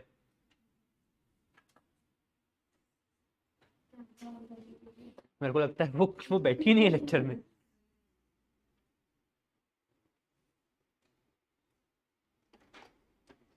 सी अगर तुमको सीए करना है ना, there is only one thing. Even if your understanding is average, even if you are average student, see a brilliant of brilliantest student, उसके लिए भी इतना ही डिफिकल्ट होगा जितने तुम्हारे डिफिकल्ट होगा. तो फर्क क्या होता है? फर्क डिसिप्लिन में होता है बच्चों, हमेशा. If you are discipline, not only for CA, CA में ऑल्सो इक्वल. बीकॉम के लिए डिसिप्लिन की जरूरत नहीं है, बीकॉम हो जाता है, बीकॉम बेकॉम है. तो इफ यू आर डिसिप्लिन ना, देन ओनली ये तुमसे बनेगा. अगर तुम एक भी लेक्चर का बैकलॉग क्रिएट करोगे ना, तो क्या बोलते हैं उसको, तुमने इकोनॉमिक्स में पढ़ा था, क्या बोलते हैं उसको भाई? तो क्या बोलते हैं?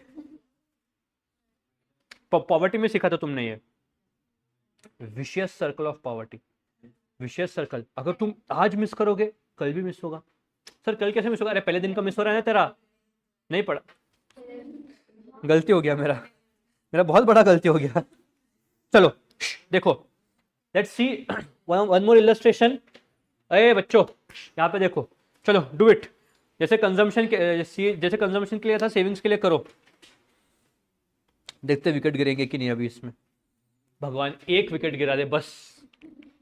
एक भी गिर गया तो खुश हूं मैं. सर कितने क्रूर है आप.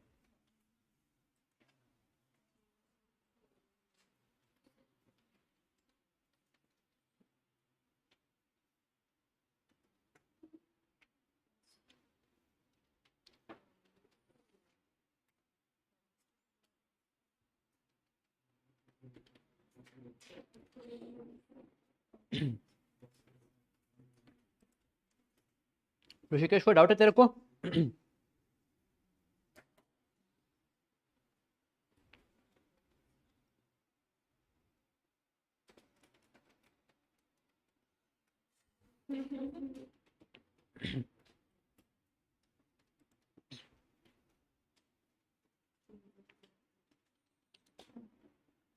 You done?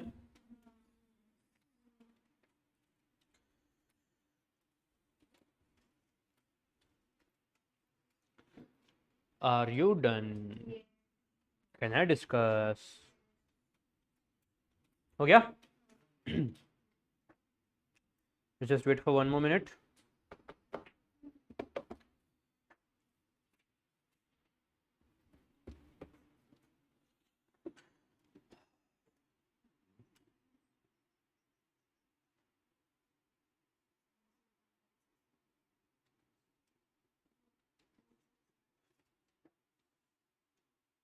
चलो लेट्स डिस्कस. पहले चेंज इन इनकम करते हैं. पहले डैश ध्यान दो. 60 मालूम है, मैंने बनाया क्वेश्चन.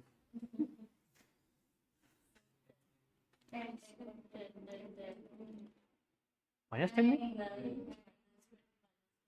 गुड. समझाना 10 क्यों? 0 नहीं.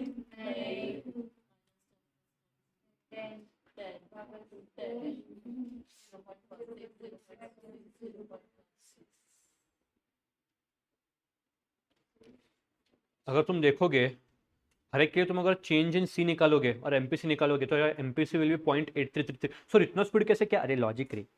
अगर एमपीएस मेरा 0.1666 पुणे स्टेशन तक है और एमपीसी प्लस एमपीएस 1 है तो एमपीसी क्या होगा बच्चों? 1 minus 0.1666 which is nothing but 0.8333. तो समझ गया? अगर एमपीएस दिया है तो एमपीसी कैसे निकालोगे? समझ गया बच्चों? बच्चों एक चीज बताओ, ये तो मैंने इतने इनकम लिया, I have just taken 5 cases, but अगर मैं उसको खींचू और इनकम बढ़ाऊं तो a stage will come when you will see that marginal propensity to save will become more than marginal propensity to consume. Sir क्या बोला सर? यहां पे अगर तुम देखोगे तो हर एक स्टेज में तुमको मिलेगा MPC is more than MPS. But अगर मैं और बढ़ाते जाऊं तो as and how I increase my income, savings will increase, consumption will increase. The rate of increase in these both will be lower than the rate of increase in income. But a stage will come when the rate of increase in savings will be more than rate of increase in consumption. तो यहाँ पे लिखा है तुमको, ये MCQ में direct question आता है. मस्त विकेट्स गिरते हैं क्योंकि तुम वहां पे ना तुम ऐसा लिख के नहीं कर सकते बिकॉज उसके लिए तुमको डाटा चाहिए. तो as income increases the marginal propensity to save increases rather than marginal propensity to consume. भाई यहाँ पे अपन लॉजिक भी लगा सकते हैं, यार कितना कंज्यूम करोगे यार? एक एक एक एक लेवल रहता है. तुम क्या रोज होटल में जाकर खाना खा सकते हो? तुम क्या रोज घड़ी खरीद सकते हो, रोज ज्वेलरी खरीद सकते हो? नहीं है. अ stage will come when you will say कि बस और कंज्यूम नहीं होगा, सेव करता हूं, आगे काम आ सकता है. हाँ कि ना? चल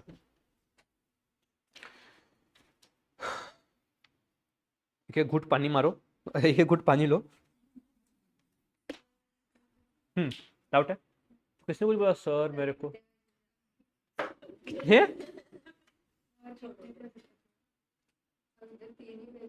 अरे 3 बजे है अभी, 1 घंटा है. बैठ देख, मैंने 130 को चालू नहीं किया. मैंने 145, अब इसे बोला 2 घुट पानी मार करके मैंने 145 को चालू किया. तो मैं छोड़ूंगा भी 345 को. नहीं 130 को मैं बकबक किया था. 130 को मैं तुम्हारे इनकम के डाउट पूछे थे. तुमको बोर हो रहा है क्या? तो बैठो ना फिर. तुम तो बैठे हो, मैं तो खड़ा हूँ. सोचो, वो गंदा है वो कुर्सी. वो अरे मेरे को हाथ ऐसा रखना पड़ता है उसके लिए. टाइम पास मत करो. इसीलिए बोलता हूँ, इसलिए एक्सटेंड करूंगा मैं तुम्हारा. हो गया ना? पानी मारने में कितना ब्रेक चाहिए? नमूने तुम लोग. देखो, if you see at the recording ना, it is just 1 hour and 15 minutes. हाँ मेरा के देख, it is just 1 hour and 15 minutes. वो लेक्चर, वो बेचारे ऑनलाइन में देखेंगे, अरे क्या 2 घंटे का नहीं दे रहे तुम लोग करके, वो नहीं देखेंगे, वो प्रोटेस्ट करेंगे. नहीं नहीं नहीं, ऐसे तुम लोगों की सोच है, वो 1.5 पे देखेंगे। अब ये वाला आने वाला है ना, कल का वो ऐप पे रहेगा, ये वाला आने वाला है। मेरे को क्या मालूम। चलो, पानी मार लिया सब लोगों ने। बेटा फोन मत देख, देख सब बोलो कि यहाँ तक जो समझा पढ़ा, यहाँ तक जो पढ़ा समझा कि नहीं समझा ना। अब एक अपन खूबसूरत चित्र को देखेंगे। ये चित्र देखो, ये चित्र विचित्र है, ध्यान देना। अरे मैंने ना, रुको रुको रुको रुको रुको।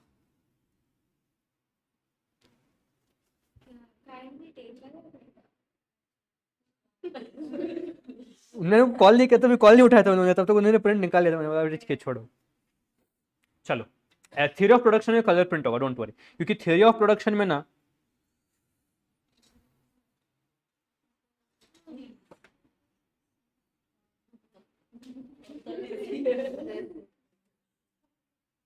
बस ये ग्राफ की वजह से थोड़ा दिक्कत है, बाकी कुछ क्या कुछ भी दिक्कत। डिफिकल्ट टू प्रेडिक्ट, एक टेस्ट में बहुत मिलेंगे, टेस्ट में बनाऊंगा ना। देखो बस शांत, चुप बैठो। हाँ कल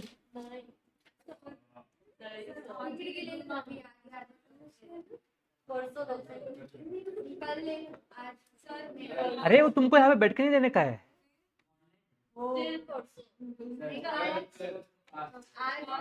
मैडम पेपर रेडी तो करने दो मैडम। कल tomorrow we will have a 50 marks test on unit 1। वो मैं मैम से डिस्कस करूंगा। तुमको OMR की प्रैक्टिस बननी चाहिए ना। क्या PDF?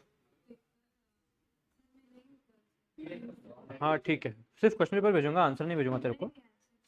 आंसर तो किसको भी नहीं भेजूंगा। देखो शांत शांत शांत, वो सब लेक्चर के बाद डिस्कस कर सकते हैं यार, तुम टाइम बढ़ा रहे हो लेक्चर का और बोलोगे सर हो गया टाइम। अब शांत, बस गप। नाउ कंजम्पशन फंक्शन में मैंने क्या प्लॉट किया, बस कंजम्पशन प्लॉट किया। अब कंजम्पशन और सेविंग्स दोनों प्लॉट कराओ। देखो बस ये कंजम्पशन कर्व देखो, ये यहाँ पे देखो, वहां पे मत देखो, रेडी रेडी रेडी देखो। Does my consumption curve start at 0 बच्चों? तो it starts at some autonomous 20। मतलब ये देख, मैंने यही प्लॉट किया है। तो कंजम्पशन कर्व में कोई दिक्कत है बच्चों? नहीं दिक्कत नहीं है ना। सर ये क्या है सर, ये कुछ तो नया लग रहा है। इनकम कर्व, इनकम मतलब क्या बच्चों? इनकम मतलब क्या? कंजम्पशन प्लस इनकम, मतलब वाई बोल रहे, धन्य हो तुम।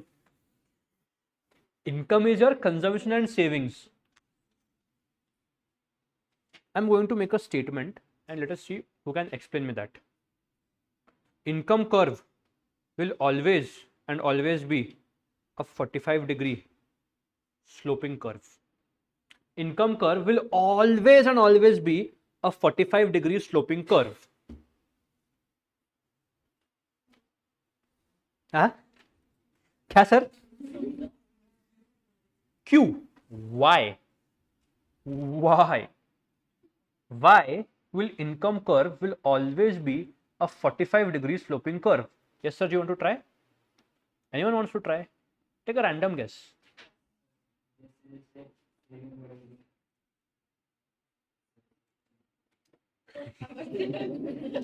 तो बेटा वो तो सेविंग्स कर्व हो गया ना, वो यहाँ पे नीचे देख सेविंग्स कर्व। मैं तेरे को पूछ रहा हूँ इनकम कर्व ये जो है ये हमेशा 45 डिग्री ही क्यों है?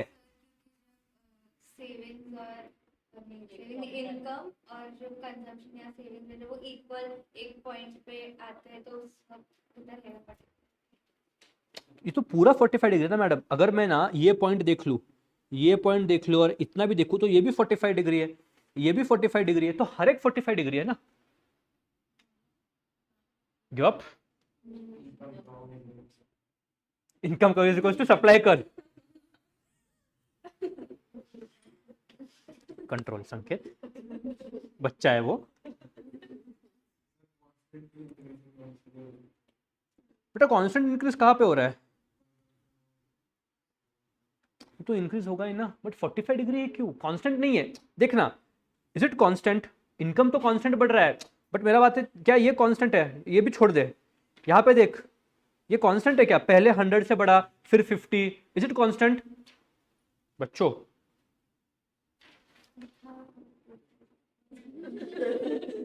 नहीं लिखा है वहां पे बेटा, वहां पे भी यही लिखा है कि सिर्फ 45 डिग्री लाइन है वो करके।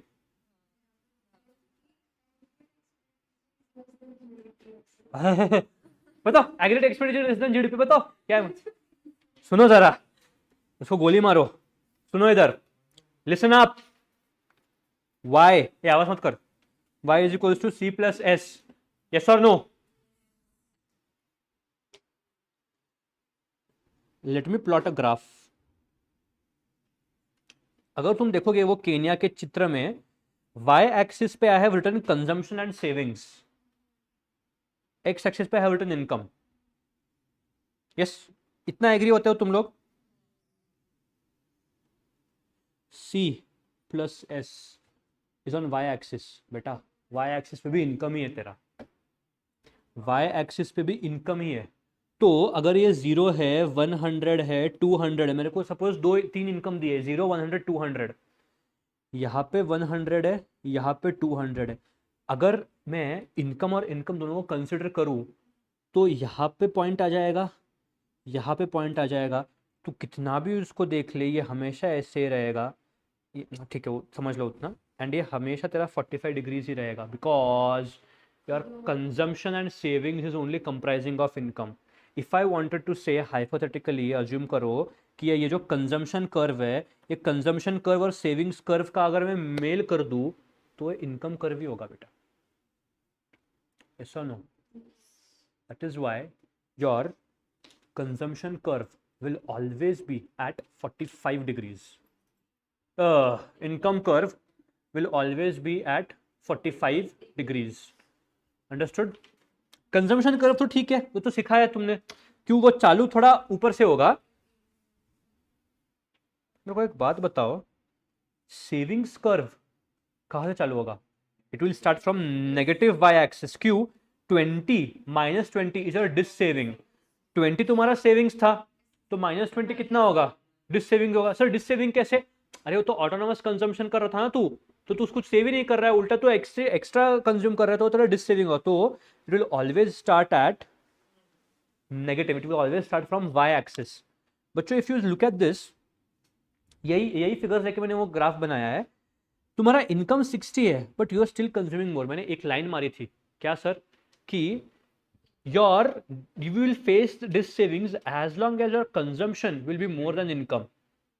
If your consumption is more than income, you will face this savings 100%. Why? Your income is 100, you are consuming 120.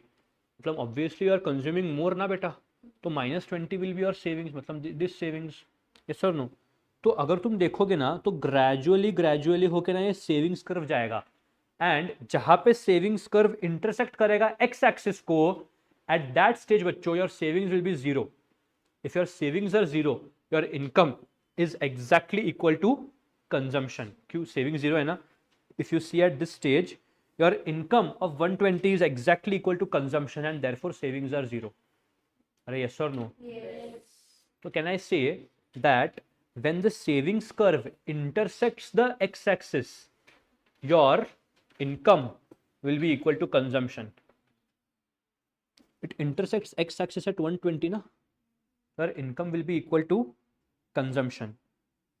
Yes or no? इसीलिए किसी का अगर ग्राफ रीडिंग अच्छा है ना, उनको एक क्विक समझ जाएगा। If you see income curve and consumption curve intersect at this point and it is exactly equal to 120. So income curve and consumption curve, they intersect at 120, means income and consumption are equal and savings is zero. Did you understand? थोड़ा complex था, फिर से सुनो। savings curve start at negative. Why? Because you face this savings initially. Savings curve धीरे धीरे धीरे धीरे जाते हैं पॉजिटिव स्लोप में, this slowly increase, but a point will come when the savings curve will intersect the will intersect the x axis, and when the savings curve intersect the x axis, that is income, your income and consumption will be equal. Why? Because your income curve and consumption curve will intersect. This is your income curve, blacky is your income curve, reddy is your consumption curve. They intersect at this point, उनका इस point पे मिलन होता है और यहाँ पे savings जो है जीरो है. Obviously if your income and consumption are equal, then अगर तुम उसको फॉर्मूला में बिठाओगे तो सेविंग्स तुम्हारा जीरो ही आएगा. तो MCQ कैन बी आस्क्ड कि अगर तुम्हारा सेविंग्स कर्व इंटरसेक्ट कर रहा है एक्स एक्सिस को, तो it means income is more than savings, income is less than savings, income is equals to consumption, और none of the above. Income is equals to consumption. yes or no? Did you understand? Sometimes examiner can be sometimes examiner can ask you, बेटा ये जो तू area देख रहा है ना, या फॉर दैट मैटर ये जो एरिया है ना, this is your dissavings. क्योंकि ये एरिया में तो सेविंग कुछ नहीं है ना, ये एरिया और ये एरिया दोनों सेम है, तो यहाँ पे कुछ सेविंग्स ही नहीं है. तो सेविंग्स कहाँ से चालू होंगे? Savings will start after the point of intersection of investment income curve and consumption curve. यहाँ पे लिखो एक point, write down. When the savings curve, write down, when savings curve intersects x axis, the income is equals to consumption, and savings are zero. Income is equals to consumption and savings are zero,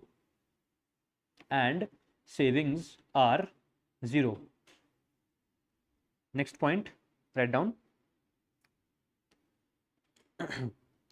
When income curve and consumption curve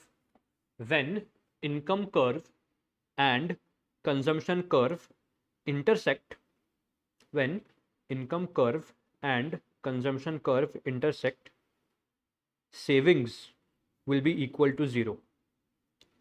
Savings will be equal to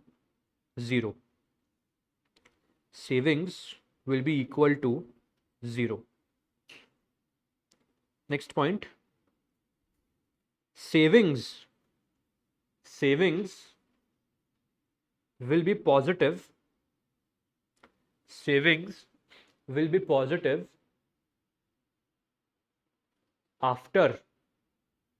After the intersection point of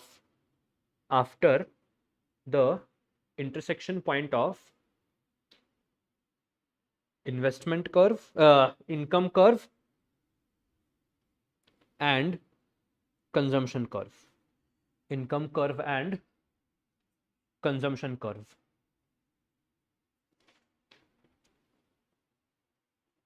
Did you understand? Are you absolutely sure of it?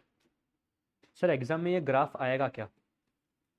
आया ना, एक ही चीज के लिए आना चाहिए. They should either ask you कि what is the savings at point, इसको एक पॉइंट देंगे, वो पॉइंट ई देंगे, तो पूछेंगे what is the savings at point E, क्या लिखोगे?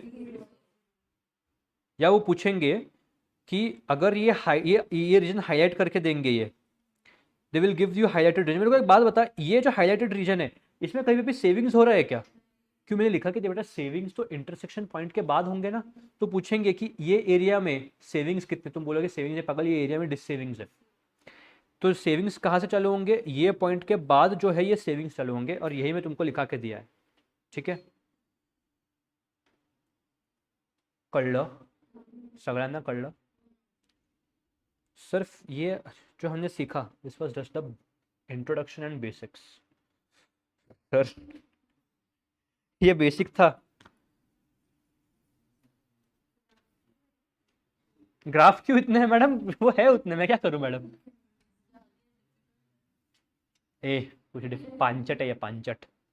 तुमको बताता हूं, अगर तुमको ये समझा है ना, if you are clear with this ना, आगे कुछ नहीं है, अरे सब यही लॉजिक है। ये देख, तू देखेगी ना, ये देख आगे के ग्राफ में तू देखेगी इनकम कर्व आ गया तेरा, ये सी मैंने कंजम्पशन कर्व, बस एक एडिशनल आ जाएगा, क्योंकि ये 3 सेक्टर इकोनॉमी है।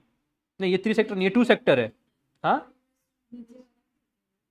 क्या, हाँ फिर ये दोनों मिला के बे, अरे बस फर्क क्या मालूम क्या, ये ग्राफ में मैंने कंजम्पशन अलग दिखा है और सेविंग्स अलग दिखा है। अरे तू देख, तू अगर देखेगी ना तो ये भी एक्चुअली दो ही है, बस मैंने इसको यहीं पे खत्म कर दिया है।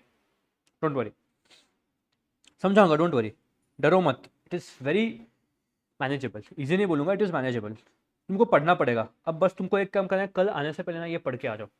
तो लेक्चर खत्म आज का? नहीं, चुप बैठो। ग्राफ वीव कुछ नहीं, तुमको सिर्फ सुनना है, you just want to listen, तुमको ध्यान नहीं देना, बस मैं स्टोरी बताऊंगा तो वो स्टोरी सुनो। Sir motivational story no, see to be very frank ना, it is 1:31 now, so 29 minutes are remaining, आधा घंटा सुनो। This was the basics, okay, now will discuss sector by sector क्या होता है। ए बच्चों मेरे को एक बात बताओ ना, नहीं मत बताओ, रुको,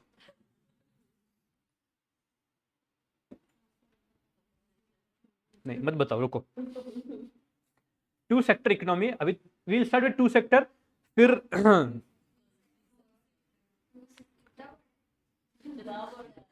ये खाली 2 सेक्टर है, 3 सेक्टर, शुक्र मानो 3 सेक्टर में तुमको इतना ही दिया है, और ये 3 सेक्टर है, this is still 3 sector, this is determination of income. आहा सर सिर्फ एबीसीडी दिखाई दे रहा है यहाँ पे, sir what the hell is this, sir ये क्या है, एंड फिर 4 सेक्टर, शुक्र मनाओ 4 सेक्टर का इन्होंने ग्राफ दिया है, मैंने ग्राफ रखा नहीं है, क्यों, I have written a line. ये डेरिवेशन ऑफ वर्किंग जो है ना, ये रेगुलर लेक्चर के लिए ठीक है, 4 सेक्टर बिलीव मी, ग्राफ पूछा अगर if they ask 4 sector graph ना, मतलब उनको पेपर बहुत हार्ड बनाना सिखाऊंगा मैं, यहाँ पे क्यों नहीं लिया है, वो मॉडल से सिखाऊंगा मैं, वो ग्राफ बनाने का मेरे को कंटाड़ा आ रहा था, वो कितना एक्चुअली वो सबसे इजी ग्राफ है, बट मैंने ये ग्राफ बना बना के मेरे को इन्फिनिटी कॉम्प्लेक्स आता है कि छी मैं तो तेरे को नहीं बनाऊंगा मैं अभी, हट। चलो ठीक, हाँ मैडम क्वेश्चन सॉल्व कैसे करेंगे, बेसिक्स करेंगे एक सी, मैं बोला सिर्फ स्टोरी सुनो तुम, 2 सेक्टर इकोनॉमी है, सुनो स्टोरी सुनो, बस बस आंख बंद करके बैठ सकते हो तुम लोग, सो सुनो स्टोरी सुनो। 2 सेक्टर इकोनॉमी में there are only 2 sectors, household and business. Business को हम बोलते हैं फर्म, बिजनेस को हम बोलते हैं फर्म, ठीक है। In every sector the factors of production will be provided by household. तो हाउस होल्ड्स आर व्हाट बच्चों, households are owners of factors. ये फैक्टर्स किसको प्रोवाइड करेंगे, बिजनेसेस को प्रोवाइड करेंगे फॉर प्रोडक्शन, और जो बिजनेसेस मैन्युफैक्चर करेंगे वो कंज्यूम भी ये हाउस होल्ड करेंगे। तो अगर तुम ये देखोगे इस सर्कल में, the household are providing factor inputs, मतलब basically factors of production to household firms, and the firms are producing goods and services and giving back to households. तो ये सर्कुलर फ्लो हो गया। अभी ये factor inputs जो मैं firm को दे रहा हूं मुफ्त में दूंगा नहीं, I will collect factor payment, wages, interest. तो ये जो है वेजेस, इंटरेस्ट, प्रॉफिट, ये सारे फैक्टर पेमेंट्स में किसको दूंगा, हाउस होल्ड्स को। Who is using the factors of production, business. तो who will make the factor payment, business. To whom it will make, household. And ये जो goods and services firm households को बेच रहा है मुफ्त में बेचेगा, तो households will have to incur what, expenditure. That expenditure वही हम तब से सीख रहे हैं, कंजम्पशन एक्सपेंडिचर। तो if you see the 2 sector model ना, households are owners of factors. Households will provide these factors of production to business. Business will provide goods and services using these factors to households. Households will collect factor payments from business, and business will make and business will collect expenditure. That business will collect the income on goods and services which it has sold to household. In 2 sector economy, there are no savings. Why? अच्छा अगर दो ही sector है तो मेरे को एक बात बता, बिजनेसेस प्रोड्यूस क्या करेंगे? Businesses will supply exactly what is the demand of house holds. अरे यस और नो? तो in two sector model it is assumed that businesses will always and always supply what is produced by households. In a two sector economy, production by business sector exactly equals the aggregate demand. Aggregate supply of the goods equals aggregate demand. तो जो भी factor payment है, जो factor payment दिए ना firm ने इनको, ये फैक्टर पेमेंट ही कंजम्पशन एक्सपेंडिचर है बच्चों। क्यों? अगर मैं बोल रहा हूं कि सप्लाई और डिमांड इक्वल है तो फर्म जो गुड फैक्टर पेमेंट करेगा वो फैक्टर पेमेंट यूज करके ही वो फर्म के गुड्स परचेस करेंगे कि नहीं? अरे यस और नो बच्चों? तो factor payments will be equal to consumption expenditure. मेरे को एक बात बताओ, factor payments made to the households are the total receipts of the household. Madam ji थोड़ा हो गया, बस डोंट वरी। जो फैक्टर पेमेंट्स है यही है हाउस होल्ड्स का इनकम रहेगा, तो फर्म का इनकम क्या रहेगा? यही रहेगा बच्चों। क्यों? क्योंकि यही आगे जाके कंजम्पशन एक्सपेंडिचर होने वाला है। तो factor payments is equals to household income is equals to consumption expenditure is equals to firm income is equals to total output is equals to income, total income. In two sector economy entire national income, जो भी factor payments जा रहे हैं ना, वो entire factor payments जो है वो कंज्यूम हो जाने वाले। तो सेविंग्स टू सेक्टर इकोनॉमी में 1 रुपए का भी नहीं होने वाला है। अगर सेविंग्स नहीं है तो जाहिर सी बात है इन्वेस्टमेंट भी नहीं होगा। अरे हाँ कि ना? तो can I safely say that consumption is equals to savings? जो कंज्यूम करोगे वही सेव, एक्चुअली सेविंग जीरो है। तो y is equals to c, income is your consumption expenditure.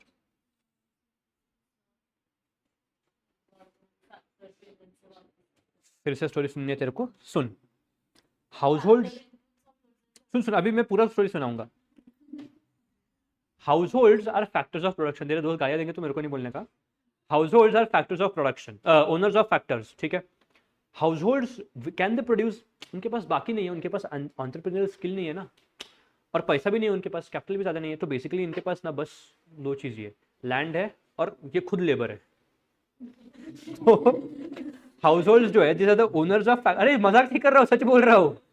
House holds are the owners of factors, they provide the factors to firms. In turn firm क्या करते हैं? इनको wages, rent, factor payment करते हैं। तो ये ऊपर का समझा रहे हो क्या हुआ? हाउस होल्ड में बिजनेस को दिया, बिजनेस में फैक्टर पेमेंट कलेक्ट किया। अभी जो फैक्टर पेमेंट हाउस होल्ड ने कलेक्ट किया है यही इनका इनकम है, क्योंकि और तो इनकम है नहीं इनका। इन्वेस्टमेंट कर सके इसके लिए कोई भी यहाँ पे इन्वेस्टर बैठा ही नहीं है ना। तो इनके पास जो फैक्टर पेमेंट आएगा यही है एज इट इज कंज्यूम करेंगे। क्या कंज्यूम करेंगे? अरे ये फैक्टर इनपुट लेके फर्म क्या करेगा? गुड्स प्रोड्यूस करेगा। किसके लिए? हाउस होल्ड के लिए। समझा? बट एक बात बताओ, कीन्स ने ये बोला कि देख भाई, कीन्स ने बोला देख भाई, तू ये जो बोल रहा है ना ये सुनने के लिए अच्छा है, दिखने के लिए अच्छा है, बट क्या तू ये बोल रहा है कि ऐसा मतलब सेविंग्स होगा ही नहीं? क्या इतने पागल लोग हैं क्या? सेविंग्स होंगे बट वो क्या होगा, कैसे होगा, इक्विलिब्रियम कैसे आएगा? इक्विलिब्रियम मतलब aggregate supply is equals to aggregate demand. वो कैसे आएगा, वो क्यों होगा, क्या है, वो हम देखेंगे कल के लेक्चर में। तो लेक्चर खत्म नहीं। एमसीक्यू में क्या जान जाती है तुम्हारा? एमसीक्यू इतने नखरे ना तुम लोगों के। चलो illustration 1, come to page number 6.5, module 6.42, 6.42 module निकालो। 6.42 42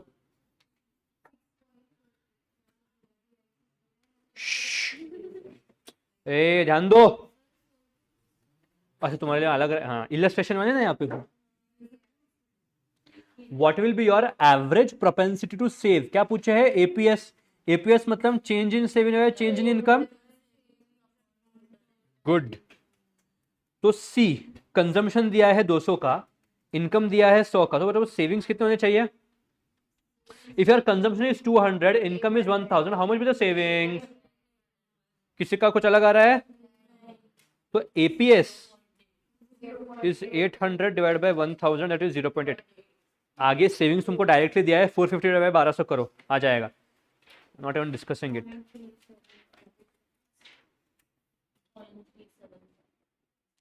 ये तुम्हारा इक्विलिब्रियम है ना, लिख, to be very honest now, this was good at intermediate. You should not have bought this to foundation with the same content, with the same examples, giving you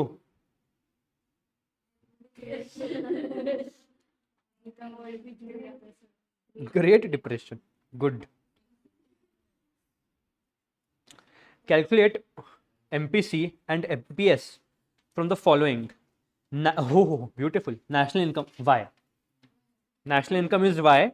Autonomous consumption expenditure is A. Investment expenditure is I.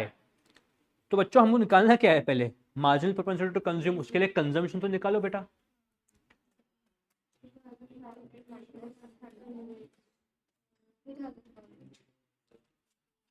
बच्चों y is equals to C plus,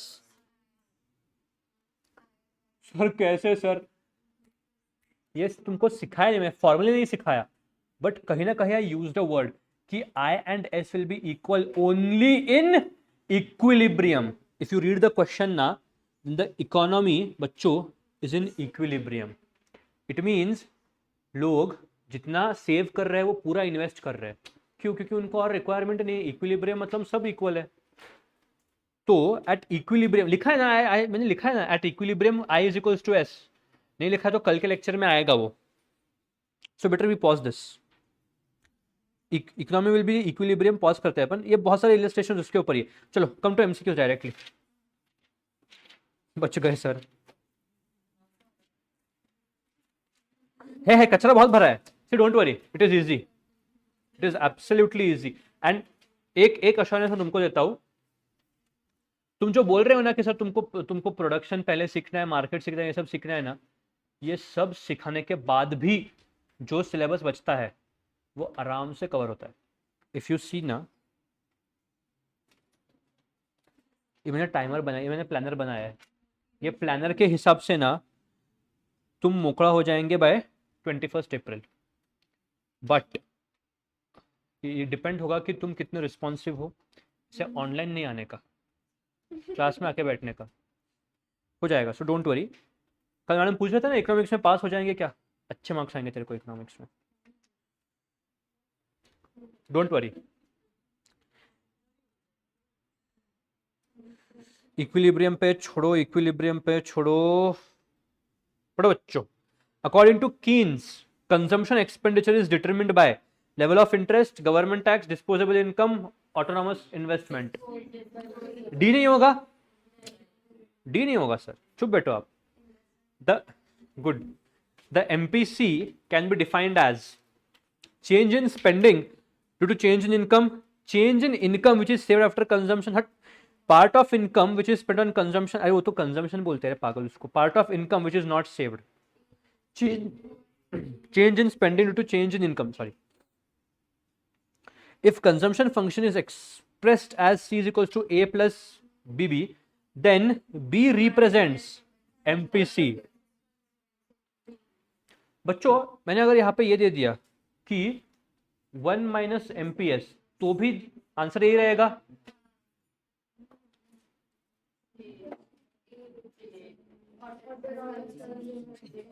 sir ऐसे question मत दो हमको sir, ऐसा sir exam में ऐसे आएंगे, 2 questions रह सकते थे, 2-3 क्वेश्चंस आएंगे ऐसे सिंपल। इफ कंजम्पशन, अच्छा सॉरी, मैं क्यों सॉरी बोल, तुम सॉरी बोल। If consumption function is 20 plus 0.5 D by D, then रुकना भाई, an increase in disposable income will result in increase in consumption expenditure by, income कितने से बढ़ाने बोला उन्होंने? 100 से। तो C is equals to 20 plus 0.5 YD दिया है, तो C समझाने दो यार, C plus 0.5 into 100, 20 प्लस 50 70.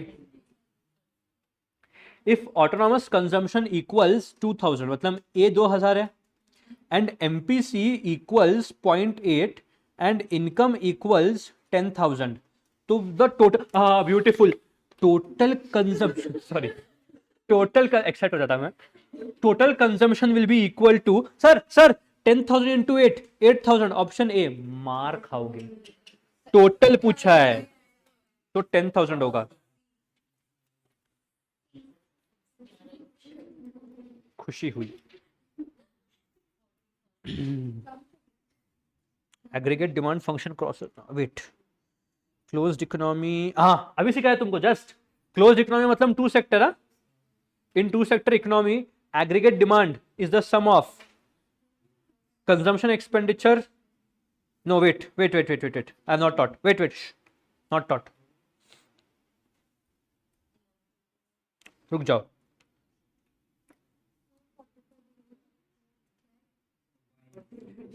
वो नहीं सिखाया अभी, रुक जाओ, वो है वो 45 डिग्री लाइन से, रुक जा, कल सिखाऊंगा, don't worry. Under equation C is equals to A plus BY, B is equals to 0.8. What is the value of two sector multiplier, two sector expenditure multiplier?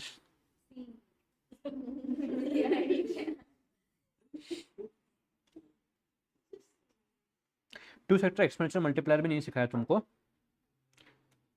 This expenditure multiplier is basically called as investment multiplier आएगा, काहे ही to, भाई solution देख के मैं भी बोलूंगा 11 का सी 5, madam madam कैसा है 5 बताओ। 5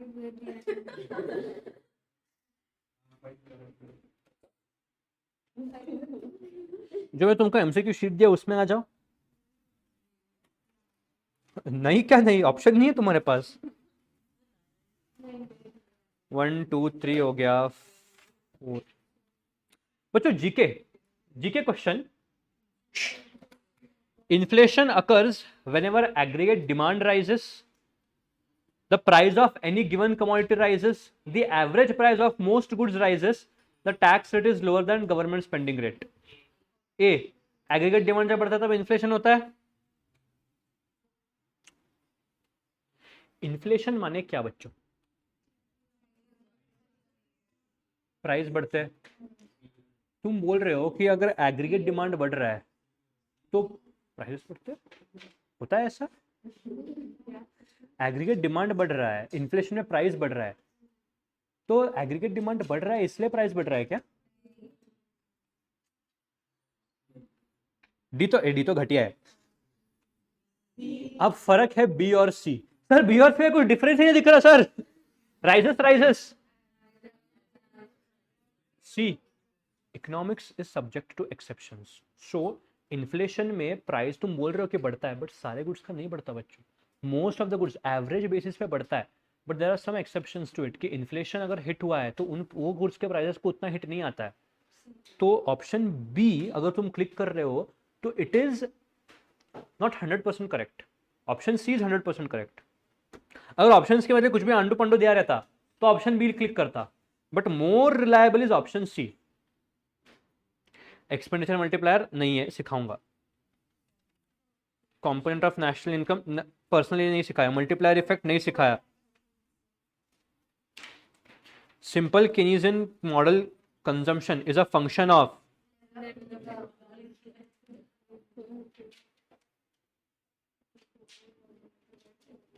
नहीं सिखाया। Nominal GDP, NNP, deflators, 27th, it is planned to increase the national income by 1,000 crores. How much increase in investment is required? Assume MPC is 0.6. Sir क्या है ये? करो बच्चों दिमाग लगाओ।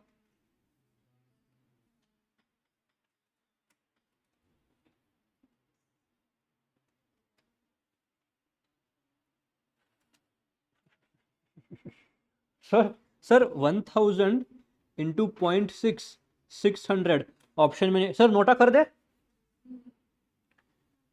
बी, वाई बी, कुछ भी मैडम। अरे इन्वेस्टमेंट नोटा है, नोटा लग रहा है ना, NOTA, none of the above. सोचो सोचो सोचो।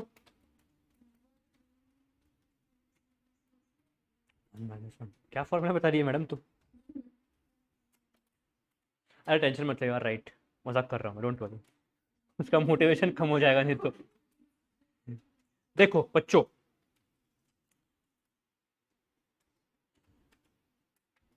विल योर, मैं बस एक एक चेंज कर रहा हूं, तुम्हारे आंखों में चमक आएगी। I just cancel the word investment and I right savings over here. अब कर सकते हो। एमपीसी 0.6 है तो एमपीएस 0.4 है, क्योंकि दोनों का सम एक रहता है, इनको मल्टीप्लाई कर दो 400। सर फिर इन्वेस्टमेंट क्यों दिया? क्यों? See, savings is equals to investment only in equilibrium. तो क्वेश्चन बाय डिफॉल्ट इक्विलिब्रियम का पूछ रहा है। सर हमको एग्जाम में कैसे समझेगा? तुमको से समझना पड़ेगा। There is no standard line for it. अगर इक्विलिब्रियम वर्ड लिखा है तो ईजी है तुम्हारे लिए। यार मेरे को एक बात बताओ, तुम इन्वेस्टमेंट निकाल सकते हो क्या इस क्वेश्चन में? unless and until you assume savings is equals to investment, is there any way in which you can calculate investment? No. The point अभी ना, yes, wait, ये सिखाया नहीं है, but this is the common mistake which can be made. Even if तुमको सिखाया है फिर भी you will see the word equilibrium and you will say hey, को मेरी बात, in economics there is no concept such as equilibrium demand, there is only the concept of equilibrium. Madam अगर AD और AS इंटरसेक्ट हो रहे तो why should not be equilibrium supply? सिर्फ equilibrium demand काय को? So there is no concept in economics as equilibrium demand, it is effective demand. लिखो यहाँ पे there is no concept in economics of equilibrium demand, लिखो इधर, there is no concept of equilibrium demand in economics. So if हाँ, so ये MCQ याद रखो, यहाँ पे गलत जा सकते हो तुम लोग।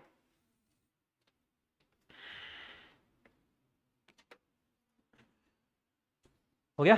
29 दिखाऊंगा, 31, 32, 33, 34, 35, 36। अभी तुम्हारे डाउट्स रिजॉल्व करने में ये सिखाया which one is the component of profit. बेटा प्रॉफिट के कंपोनेंट सभी है। क्यों? अगर तेरा प्रॉफिट 100 है तो उसमें से डिविडेंड 20 का देगा, टैक्स 50 का देगा, तो बचा तेरा 30 जो है वो अनडिस्ट्रीब्यूटेड है ना। हाँ, after tax income received by house hold, हाँ भी सिखाया, डिस्पोजेबल इनकम। सर ये क्वेश्चन कॉपी क्यों किया? ये 3 मॉडल टेस्ट पेपर्स है तो उनमें कॉपी हुआ तो इसलिए कॉपी हुआ है। कहाँ पे?